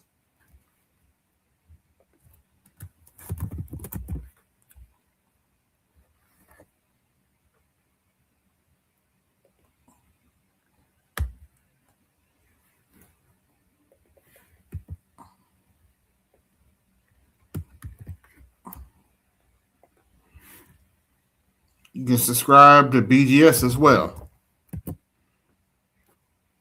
Those are the links. Now let's get back to it. Thank you both. Appreciate you, man, and everybody that's been showing love through the super chats. This is like I said, man, brother, we gonna have to do this. I'm gonna start coming through to the program pretty crazy. Yolanda again, $10. This is a great interview. I've been waiting for this one. Kevin Samuels was an amazing man. He changed my life. I am married to a wonderful man because of him. I'm sorry I never got to thank him. Yolanda, that's awesome to hear because we don't hear enough from Black women. The other side of how women actually, I know of women personally that actually called into Kevin Samuels, believe it or not. Okay. Like, you know what I'm saying? So I'm from a worldview of women that in my family and in friendships that understood why he was needed and necessary and how he was right about some things. And that he, for many Black women, was the first mirror that they ever had to hold up to themselves. Exactly. And shout out to you, Yolanda. And please share this with other women and young girls that you think would absolutely appreciate stuff like this. Dwayne Payton, thank you for the 440 gems. Uncle Alert, that's hilarious. Yeah, Will again, $10. The United Nations said, oh, we did that one. Appreciate you. Oh, he said it tried to hide the rot behind pretending to be the USA light regarding freedom of speech. Oh, he's talking about the UK. Got you. Yeah, and plus, got to remember the Queen died. King Charles is in charge. Very different outlook on how things need to be ran. Yes. Yeah. Very different outlook. Yeah. My man Norman, shout out to you, brother. 1,000 gems, GOAT trophy. Appreciate you, brother. Dwayne again, 450 gems, blowfish. Man, I gotta figure out what all these symbols mean. Is that Savaje? Yeah, Savaye. Yeah. Savaye. Thank you, sir, for the $10. Greetings from a ashy foot Jose from he's Panama. He's not quite dirty foot, but he's ashy foot. That is hilarious. And then last but not least, dedicated to my children's future, 250 gems, MVP. Y'all, we're about to wrap things up in the last few questions. So everybody, I appreciate y'all. Make sure that y'all share this with at least 2, 3, or even 4 people. Let's see in the next 10 minutes if we can get this to 700 plus people concurrently watching. You mentioned Passport Bros earlier. What's your view about interracial relationships and Passport Bros? The only reason why I ask is because you got the guys like Dr. Umar and countless others, both black women and black men, that say that when black men choose to exercise their options, they're selling out, they're coons, they're you name it, and they're losing some aspect of their quote unquote pro-blackness or whatever. So from your vantage point and opinion, what are your thoughts about interracial? Okay, should black men try to stay in their in their culture? They should. But thing is, they take the onus off of black women. Okay, why are they never ask why are black men actually leaving and choosing other women? Yes. Why might that be, good sir? If this was the first time a black woman's truly gonna hear it, why would a man even be interested to date or get a passport and date outside of his group or community? Is because black men are actually psychologically and socially abused inside the black community. Yes. Yes. If you look how black women talk to us and talk about us and project about us, okay, you would say that's abuse. Yes. Psychologically, as a therapist, right? Okay. And they squat. Okay, they don't take care of their kids, blah, blah, all the negative stuff to say about black men. That's abuse. That's emotional abuse. Is it not? Wow, mental, psychological. Yeah. If you heard them on TikTok, would you not? If black men said that about black women, you would actually call it abuse, right? Yeah. Psychological, emotional, reputational abuse, right? Okay. So why would black men want to date somebody that's abusive toward them? Man, hold on. When I'm listening to what you said, I'm like, wait, the child psychological abuse definition is basically encompassing the chronic acts of berating, terrorizing, exploiting, and isolating a child. And then when it comes to spousal and partner violence, it identifies obviously, intimate relationships, right, humiliation, unwarranted restrictions on freedom, yes, and isolation from social supports and threats of harm. You can watch the humiliation ritual, which I start calling it. It's called Pop the Balloon. Yes. Pretty much. Facts. Pop the balloon is absolutely a humiliation ritual. Oh man. And I've heard black women laugh about that 20 years before Pop the Balloon, right? Okay. They go out to the club just to reject men and tell them they ain't squat and call them names. Pop the balloon is a visual representation of how many black women treat black men. Yes. Yes. In my opinion. Okay. Why do you think it's so popular? Yeah. Especially with it. Oh my God. I mean, I'm not a professional. You are. Am I wrong? Man, you are. You are not. And then you see it during the show and during the episodes. You see how they get a joy and a rise out of destroying the man and saying, well, I like his hairline or his this or that. Yeah. But do you know that they only can view it through one lens? Because the moment he says in return if she's his type and something he don't like about her, he loses it. So they're strictly going just to humiliate these men and explain why these men aren't good enough for them. It's because you were socialized from a little black boy to take mama's abuse. Hold on. We're socialized, but that the Pop the Balloon challenge is a visual representation of how we're socialized to accept being rejected from them, but not being allowed to reject them. Not just rejected, but also abused. They don't just say I don't like you. Okay, your hairline's this. You're too short. Okay, I don't like the way you dress. You're funny looking. I don't like the way you talk. Blah blah blah. I don't like your career. All this negative stuff. Right? Okay. We are actually, and the man actually nods, say, I can accept that, right? We're trained. Y'all in the chat, and if this brother is cooking, y'all better say something in the chat right now and let me know if this brother is on to something when it comes to have black men been social. Hit the cash app, support the show if you know BGS is on to something here. To accept mental and emotional abuse from black women. Make sure you comment in the chat what y'all think about that. Man. Continue. My bad. Go ahead. Well, what I'm saying is, because I know a lot of my cohorts like to use that and laugh at it, is because that's their experience, right? It's familiar. Okay. We get. Now I've been to the club. I get rejected just like that. I've heard everything that she said. I've already heard it. And I've heard from my girlfriends and from their friends how they go to the clubs and reject men Mm-hmm. and have a good time and pass stories about what they well this Negro came in, he had odd looking shoes, man. I told him yada yada yada yada yada yada yada yada, and they actually laugh about it and pass those stories around. Yeah, that's true. When we're hearing them describe and say, where's all the good men? Men aren't trying anymore. Men aren't shooting their shot like they used to. They assume that we're stupid enough to still realize, like, you don't want all those men. You aren't interested in all those men. So this is literally just your ego. Yes. You want 99% of these men to just feed your ego when you don't sleep with them. You don't want them. You don't like them. And as men are realizing there's no reciprocity here. There's no buy-in here. She's not giving me anything that I'm looking for or wanting. So why would I keep offering something to somebody who clearly is just using me to build up her ego and be praised and worship? Like, yeah. And I'm like, guys, what you just said, man, guys, y'all have to start viewing a lot of these women, period. If she acts like the women on Pop the Balloon, she ain't it. Yes. She's not it, because she's already looking for reasons for you to, in her eyes, I think those women look for reasons to justify not. Yeah, I don't even watch that show. Not only not liking those men, but why they're outwardly allowed to disrespect them. And the thing is, that's putting black men in this place who actually accept a lesser role. Mm-hmm. They do that in their own relationships. Okay. Yeah. Little subtle digs to actually bring his ego down. Mama does that too. Okay, to the boys, bring their ego down. Yeah. Wow. People saying you talking that talk and absolutely see it as a humiliation ritual too. And I'll throw this out there. I think the high profile men, Will Smith, Akash, and other people, Steph Curry.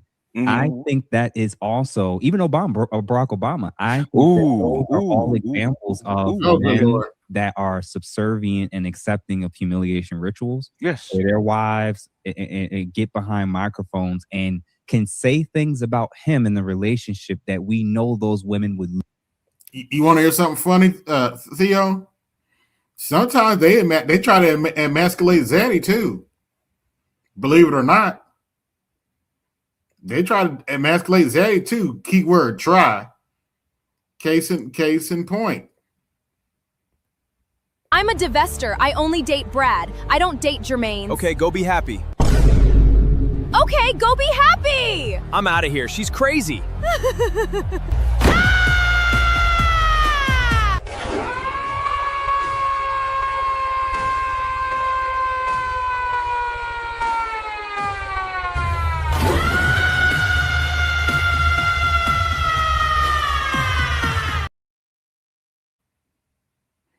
Some of them try to get it Zaddy like that too, unfortunately. But anyway, let's get back to it. Lose their shit. If the men did it in return. Can you imagine the men saying, I didn't love my wife for 10 years? How insane that sounds. Yes. Right? Yeah, out in public. Loud. Oh, yeah. Oh, humiliation rituals, man. And the first ladies, the white first ladies, get on about that stuff all the time. You can't say that about your husband. Yes. I don't even hear from most of the white first ladies other than Hillary Clinton. Yes. To be honest with you. She would never say that about Bill. Now, mind you, Bill has humiliated this woman in so many different ways. Yes, publicly. And Michelle Obama has still spoken worse about Barack Obama. Yes. Man. and guess who? I can't help it. I did not hire sexual relations with that woman. I just got some head. Anyway. Loves it. Black women love it because they, even before he actually became president, she was saying this stuff. It's not new. Oof. Yeah. Oof. But thing is, that's her loving way of talking about her black man. That's very common. Y'all, we are at 600 and about 90 or so people. So, we are almost there at the 700 goal, which is what I was aiming for this particular show. So, speaking of which, like, share, subscribe, hit the Cash App, support the show, hit the Super Chat, support the show, hit the like button. Y'all just send this to a few more people, and we are going to hit that number. I got a couple more questions. And Yolanda, real quick, 10 gems. Thank you, ma'am, for the 10 gems, the floating heart. Will again, thank you another sir again for the $5. Shout out to BGS who coined the phrase the Winter Soldier simp. The Winter Soldier chip. Yep. Yes, sir. Yeah, I am Waffles. Thank you for the That Winter Soldier trip is very real, unfortunately. $5. BGS, when you refer to Kevin Samuels as a messiah, do you mean he would have had influence comparable to MLK or Malcolm? You can already see it. Okay, globally, the Black manosphere, he is our Malcolm. He's our MLK. Wow. Globally, okay. It didn't happen before him. Wow. It didn't happen before him. I mean, I think the person before him who had the chance to be next up was Dr. Umar. I think Dr. Umar, when the brother first came out, he was pretty big when he first came out. I have to see everything that we've seen now and know everything we know now. Back when he first came out, remember he was educated. Yes, he had his credentials in order. Yes, he was smart, intelligent. He could debate with the best of them. He was very charismatic, great orator. Yes, and he had a message that a lot of people resonated with. Yes, so I honestly thought that he was next up, and then when Kevin came, and it kind of exposed what he wasn't ever going to be or become. I saw the switch happen. Dr. Umar is part of the pro-Black sector, the conscious community, right? Who holds the purse strings in that arena? Women. Okay. If he says the wrong thing, he's gonna get his money taken. Yep. That's a sister. Oh man, I can feel BGS's blood boiling on that wrestling. He knows it. I knew it. Okay, I've interviewed Dr. Umar like 3 times, so I know. Bright man. Very bright man. He knows the game. I don't know if he would ever come through to my. He would. Ask him. Okay. And you know what it is, because I feel like so many. I think he's a Philly guy, isn't he?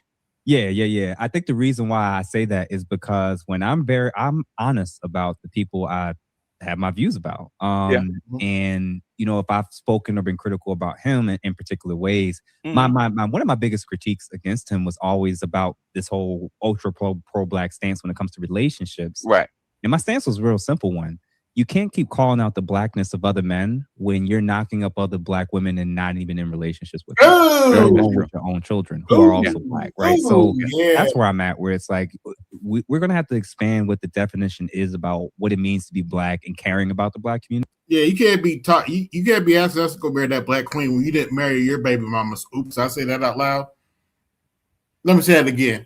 You can't talk to us about trying to go marry a Black queen when you didn't marry your 2 Black baby mamas. Because there's too many men that's holding up definitions to disqualify other men that they aren't even living up to themselves. Yeah, there was one interview that Dr. Umar did in Australia with a Black woman, right, and actually told the truth, right? Why the snow bunnies are actually winning Black men's hearts. Okay.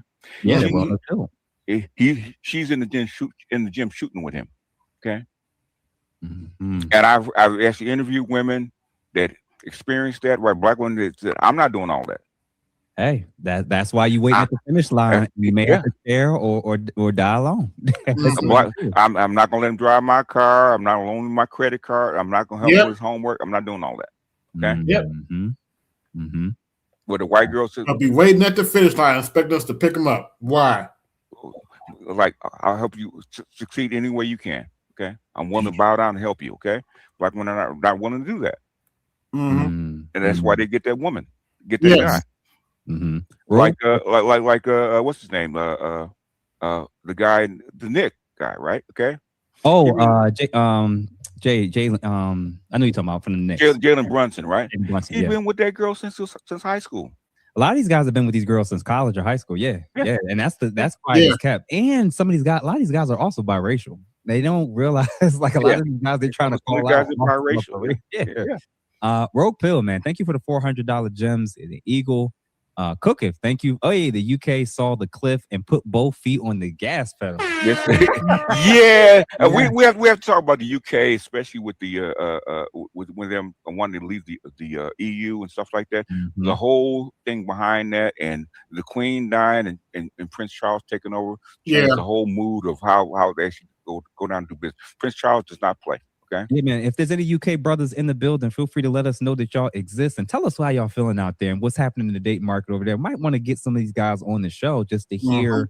I want to get in the habit of getting men from around the world to share with us their experiences of what they see the dating market looking like. The good, the bad, the passport bros coming in, whether or not Westernization is starting to happen or accelerate. I want to start expanding in that direction. So thank you for that. Money Motion, thank you for the $10. Conditioning techniques used on young men is to make them believe verbal and mental abuse and humiliation is interchangeable with affection and intimacy. Yikes. Yeah, for black men. For black men, yes. Yeah. Yeah, and you know, and you want to know how we know that we're socialized to do that? Because they'll say, "Why are you arguing with a woman?" Yes. Why won't you just let me say what I want to say? Yes. To you? Yes. Right. So they're trying to condition you. They'll even say, they'll come at your manhood. Well, that's asking you to talk back. They just want y'all to shut up and do what they say. I'm like, man, y'all gotta wake up, man. Know your role. Your role is to accept my verbal abuse. That's called emotional what, sir? Labor. Yeah. Oh, emotional labor, and they want you to just be a silent wallet. Honestly, yes, a silent. What is it? Where you're a concubine, and you're what's the concubine, and you're not a slave. I forgot. The indentured servant. Indentured servant. Yeah. Yep. Dark Knight 199. House passed 1.2 trillion war bill. BGS shake my head. They're at the point where they either have to draw regress back. We got 30 watching. Hit the like button, share, subscribe. If you're so inclined, hit the Cash App, support the show. Hit the Super Chat, support the show. Or double down. Okay. So the thing is, they're going to double down. But that's outside the realm of what we're talking about right now. Yeah. Micah Malice, $5. Destroy a young black boy's creativity so he cannot leave. So he cannot leave. Yes. Destroy a man's individual dreams, plans, and create a partner for her plans. Let it sink in. Yeah. The biggest fear of a black woman, especially a black woman in America, is that the black man will leave her. That's 100%. Because ultimately, she does not believe that she's love worthy. She's worthy of love. Wow. And without the black man showing her that kind of devotion, she doesn't believe she's worthy of love. Because the white man's not going to show it to her. Nope. Yeah. Ken and Jose and whoever, they're not going to come. First of all, it's not even a black issue necessarily. It's an American issue. Yes. Where in the world are men, especially men of means and have a lot going for themselves, rushing to marry American women? That's not a reality. No, that is not. That's not a real thing. And I always thought it was hilarious when they tried to like, oh, we need to do the passport version for us women as well. I'm like, oh, good luck. And they're starting to try that, and it's showing up, and it's not good. Yeah, waking up to reality. It ain't sweet out here. Yes, about his female Klingon model. Hold on. With that, what was okay. You as a young black boy, you know that. How do you know a young girl actually likes you when you're in grade school? Eye contact. She flirts. She's gonna make some physical contact with you. She's gonna hit you. Yes. Yeah. She'll touch you. She'll do something to you. Yeah. She'll do something. She'll hit you and run. She'll try to beat you up. She'll call you a name. Something like that's her way of flirting with you. As Klingon. Look at Love and Basketball. How they fall in love. They're to fight. Yeah. It's very common. That's why I call it Klingon rating. Oh gosh. Just 3 more questions. Shout out to Worf and Kalar. Time to embrace the transaction. What does that mean? Embracing the transaction means that if you look at modern dating, it's about money, it's about exchange of time, exchange of value. Yes. If that's the way they want to embrace it. Yes. Everything's a transaction. A lot of guys get caught up in trying to buy love. You cannot buy love. She wants to be with you or she doesn't. It's going to be transactional, and you just want that punani. Make it transactional. Put that kind of stuff on with market forces. Drive that price down. Yes. A flat screen TV used to be in '98 used to be 50 grand for 50-inch flat screen TV. Right? It's $399 today. Put it on the market. Economy of scale. Yeah. What's it actually worth in value in real time? It's not worth that much. It's not worth a $200 dinner or $800 date.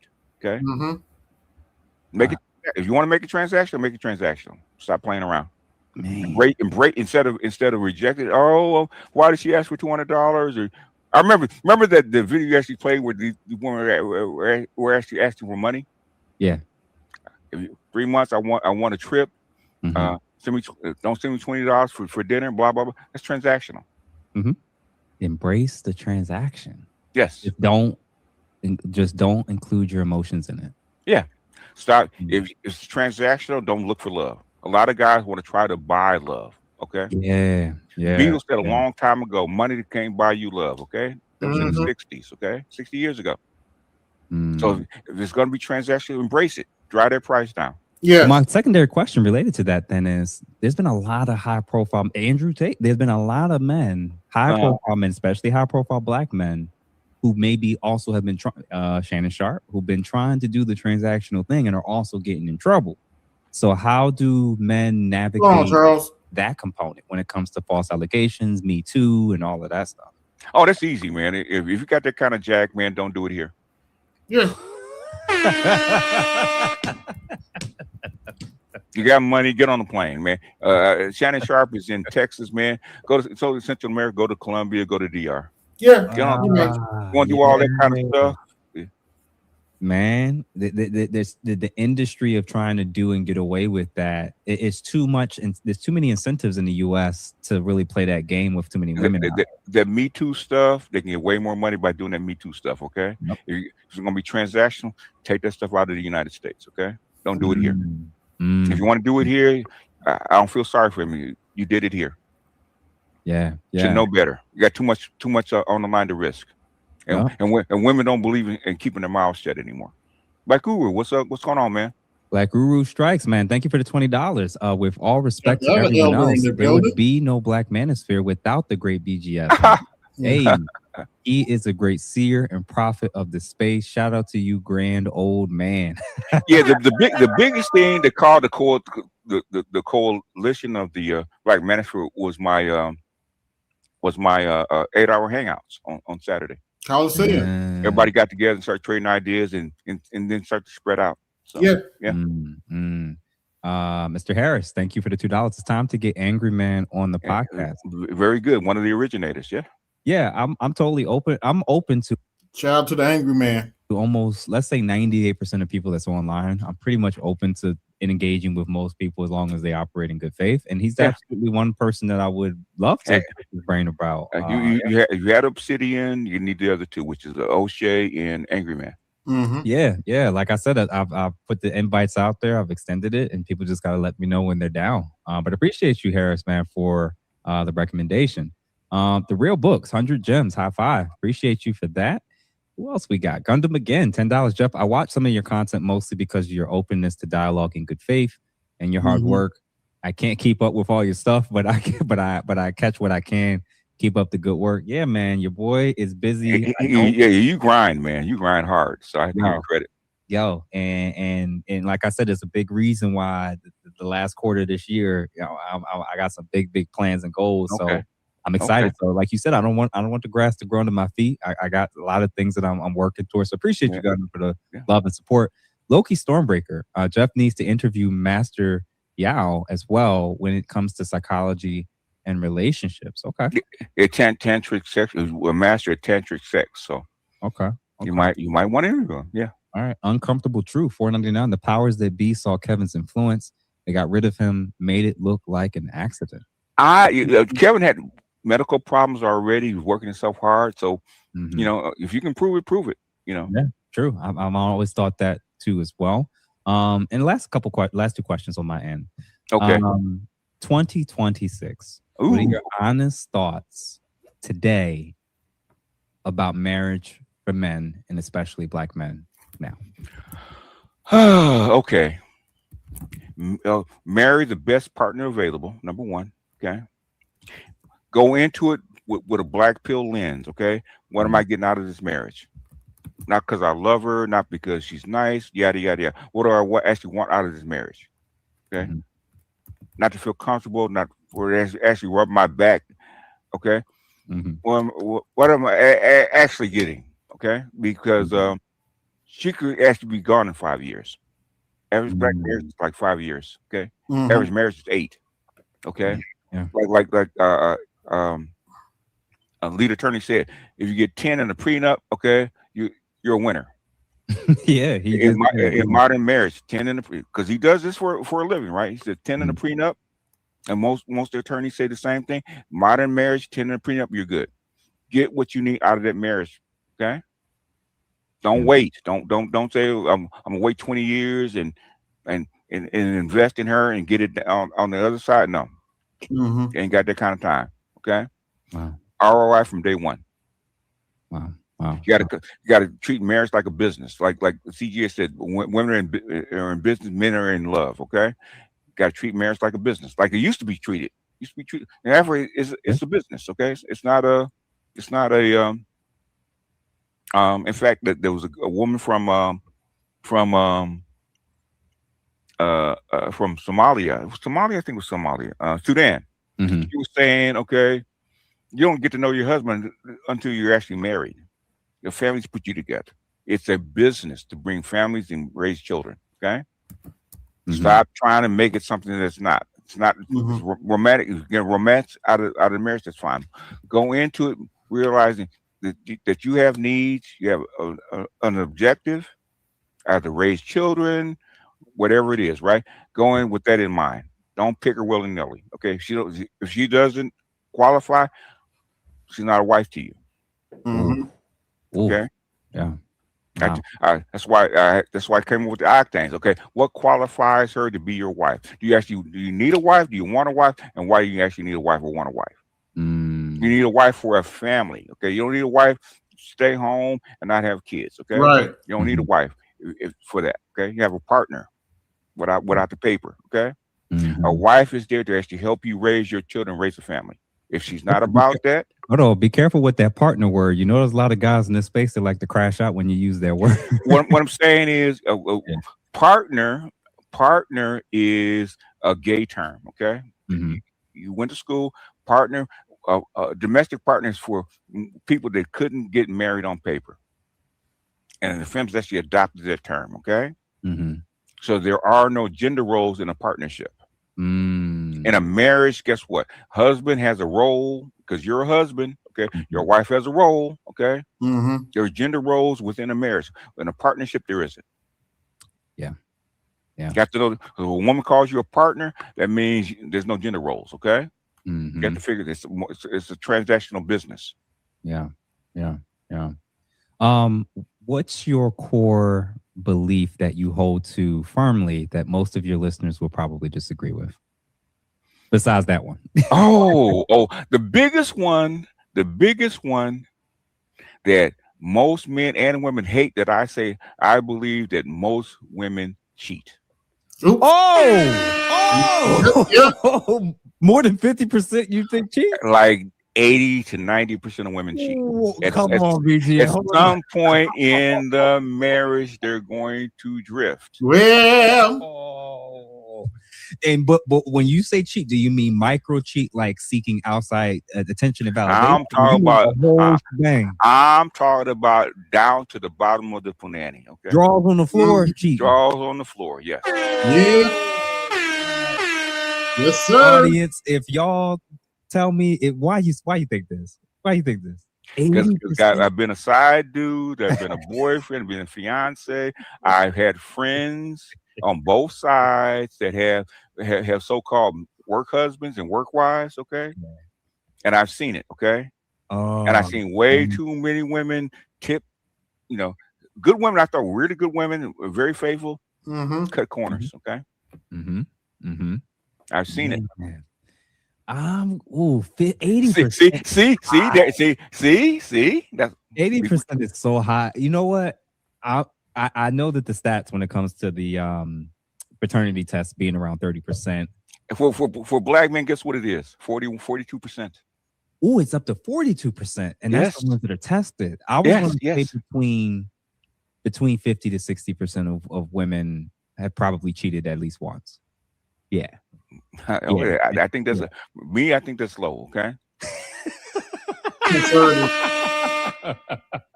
I don't trust him, Jeff. I'm sorry. Okay. I have 6 rules about marriage. Okay, about relationship. Right. Okay. Yeah. Okay. Positive: take care of me, take care of my house, take care of my kids. Right. Okay. The negatives: I know you're gonna cheat. no diseases, no attitudes, and no babies. Don't bring none of them back. Okay? Whatever you do, I don't want to know what you do. Okay. Man, he said that's as black pill as it get. He said, "Listen, I know you're gonna cheat." Yeah, I know you're gonna cheat. Don't.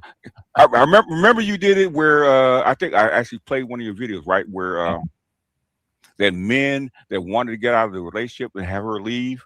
Oh yeah, they cheat, and then they cheat, and make it obvious when they cheat. I know guys that cheated for like 50 years never got caught.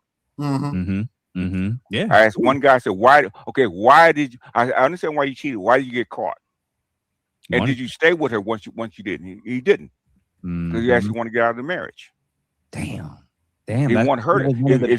When they say that whole why do women initiate divorce 70 to 80% of the time, I say one of the reasons is because men will put her in a position to where he just won't initiate the breakup. Yeah. He'll do the thing that precipitates it, that creates the conditions for it to happen, but he won't just leave. He'll if he leaves, there's way more negatives for him if he leaves. Okay. Yes. Money, reputation, she'll keep circling back because she don't like being dumped. Women do not like being dumped or rejected. Okay. If they leave, they're not coming back. Man, they just want out. The chat is going crazy. People are saying yes, sir. Shots fired. Absolutely. And my final question, man. Okay. I know you didn't expect that one. Okay. Nah, that's a great one. If I have one, okay. I think that as great as the manosphere has been, as great as Red Pill has been, I also think that it's conditioned a certain percentage of men to be conditioned to being stuck on their phones and devices and only blaming women for the lives that they have. That's part of it, and that's part of society, because women have the same problem with dating apps and the phones, and that's the thing I saw when the iPhone first came in. I saw parents give the little kids iPhones and stuff like that. Okay, it's going to be a problem.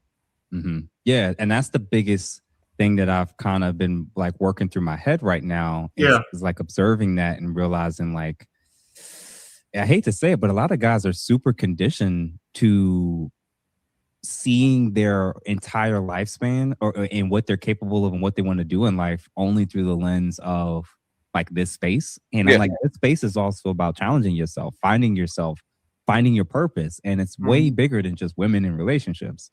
And it's very interesting to see a lot of men who I'll go so far as to say there's men that their understanding of women is so skewed that they don't even recognize any benefits of women at all. And there's a lot of guys that are not even in the space that feel the same way. Look at most of your Gen Z, look at your alphas, okay? They feel the same way. Now, to be fair, nothing to do with space. Now listen, a lot of women have legitimately way before these men got into those spaces, their experiences have maybe created the conditions for them. They did. Like that. Yeah. There's a lot of guys that have no idea what the space is, okay? Feel the exact same way.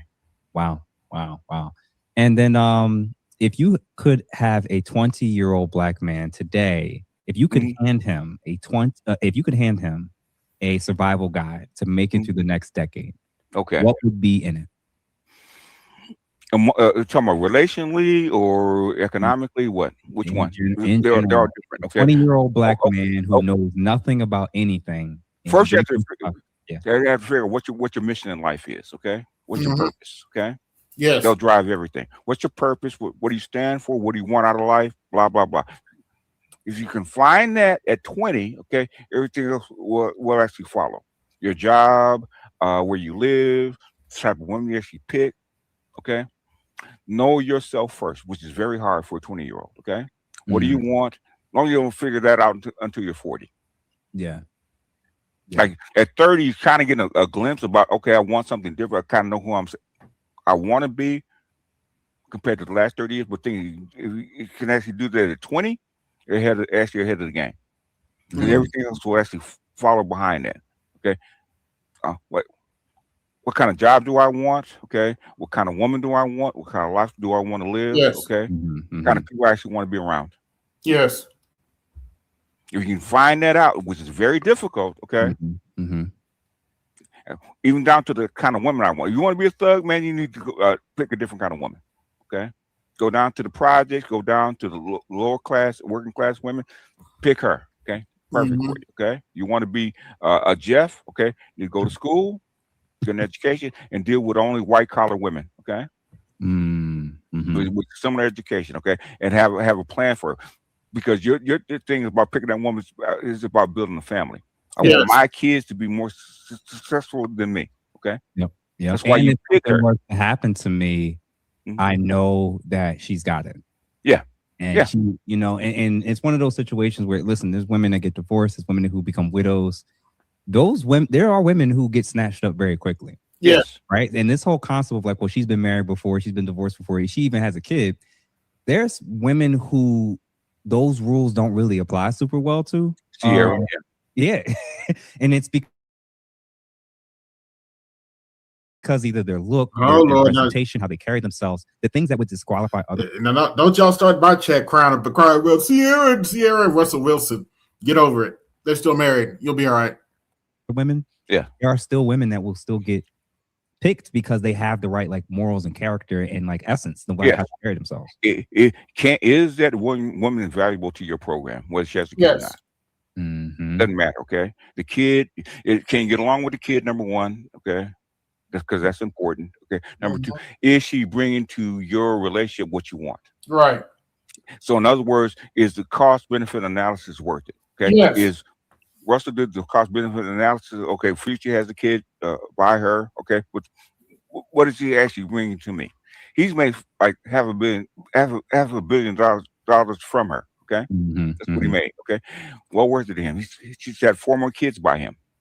So he's winning. Okay, he has no compunction about getting with her. He knew it from the very beginning. She's worth the little knock that she has. Okay, well worth it. So, is she? One about Russell Wilson, we got a return on his investment. Is she going to give you the return on an investment that you want? Yes. Black pill. Russell looked at her with a black pill. Yeah. Not a blue pill, not a red, but with a black pill. She's gonna give me what I want. Damn kid. There's no scandals that we hear about her and other men. I don't even think it is wild. I'm gonna give Russell credit for this.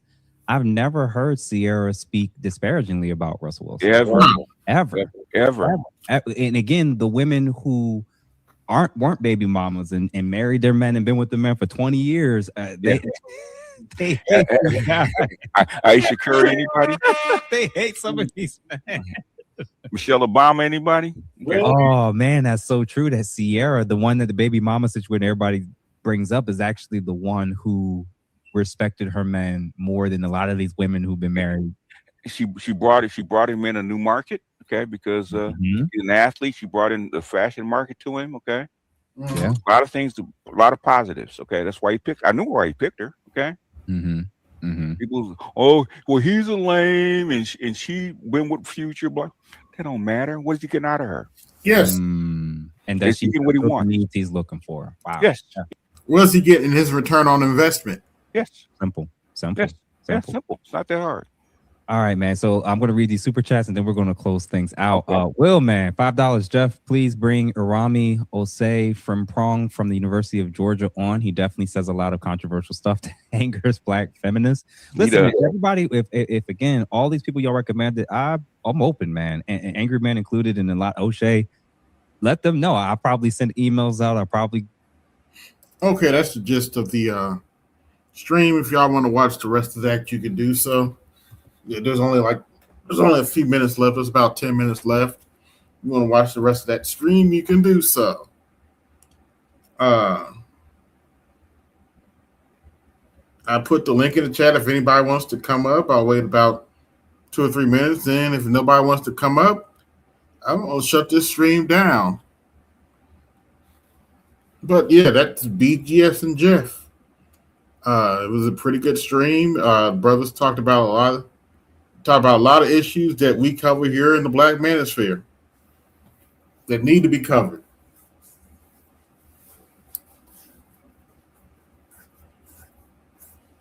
But yeah, that was a great. I watched it yesterday, and that was a great interview.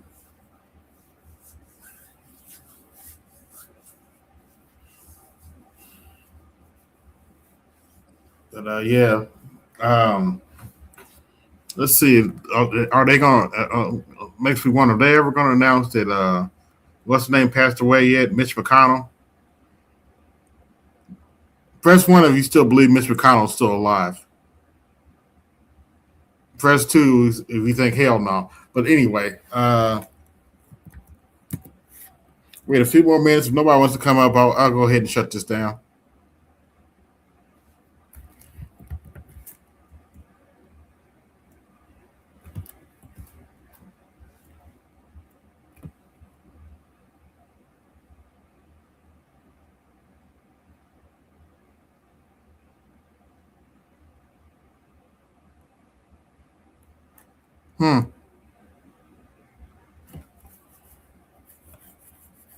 But yeah, that was Jeff and yeah, exactly too. That was Jeff and BGS.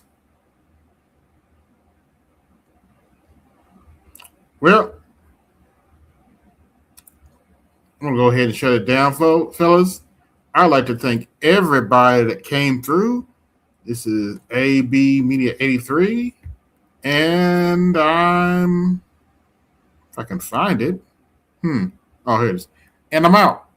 Peace. If you like what you've seen, hit the like, share, subscribe, hit the cash app, support the show. Hit that super chat and support the show if you want me to do more reviews like this. Yo, this is ABMedia83.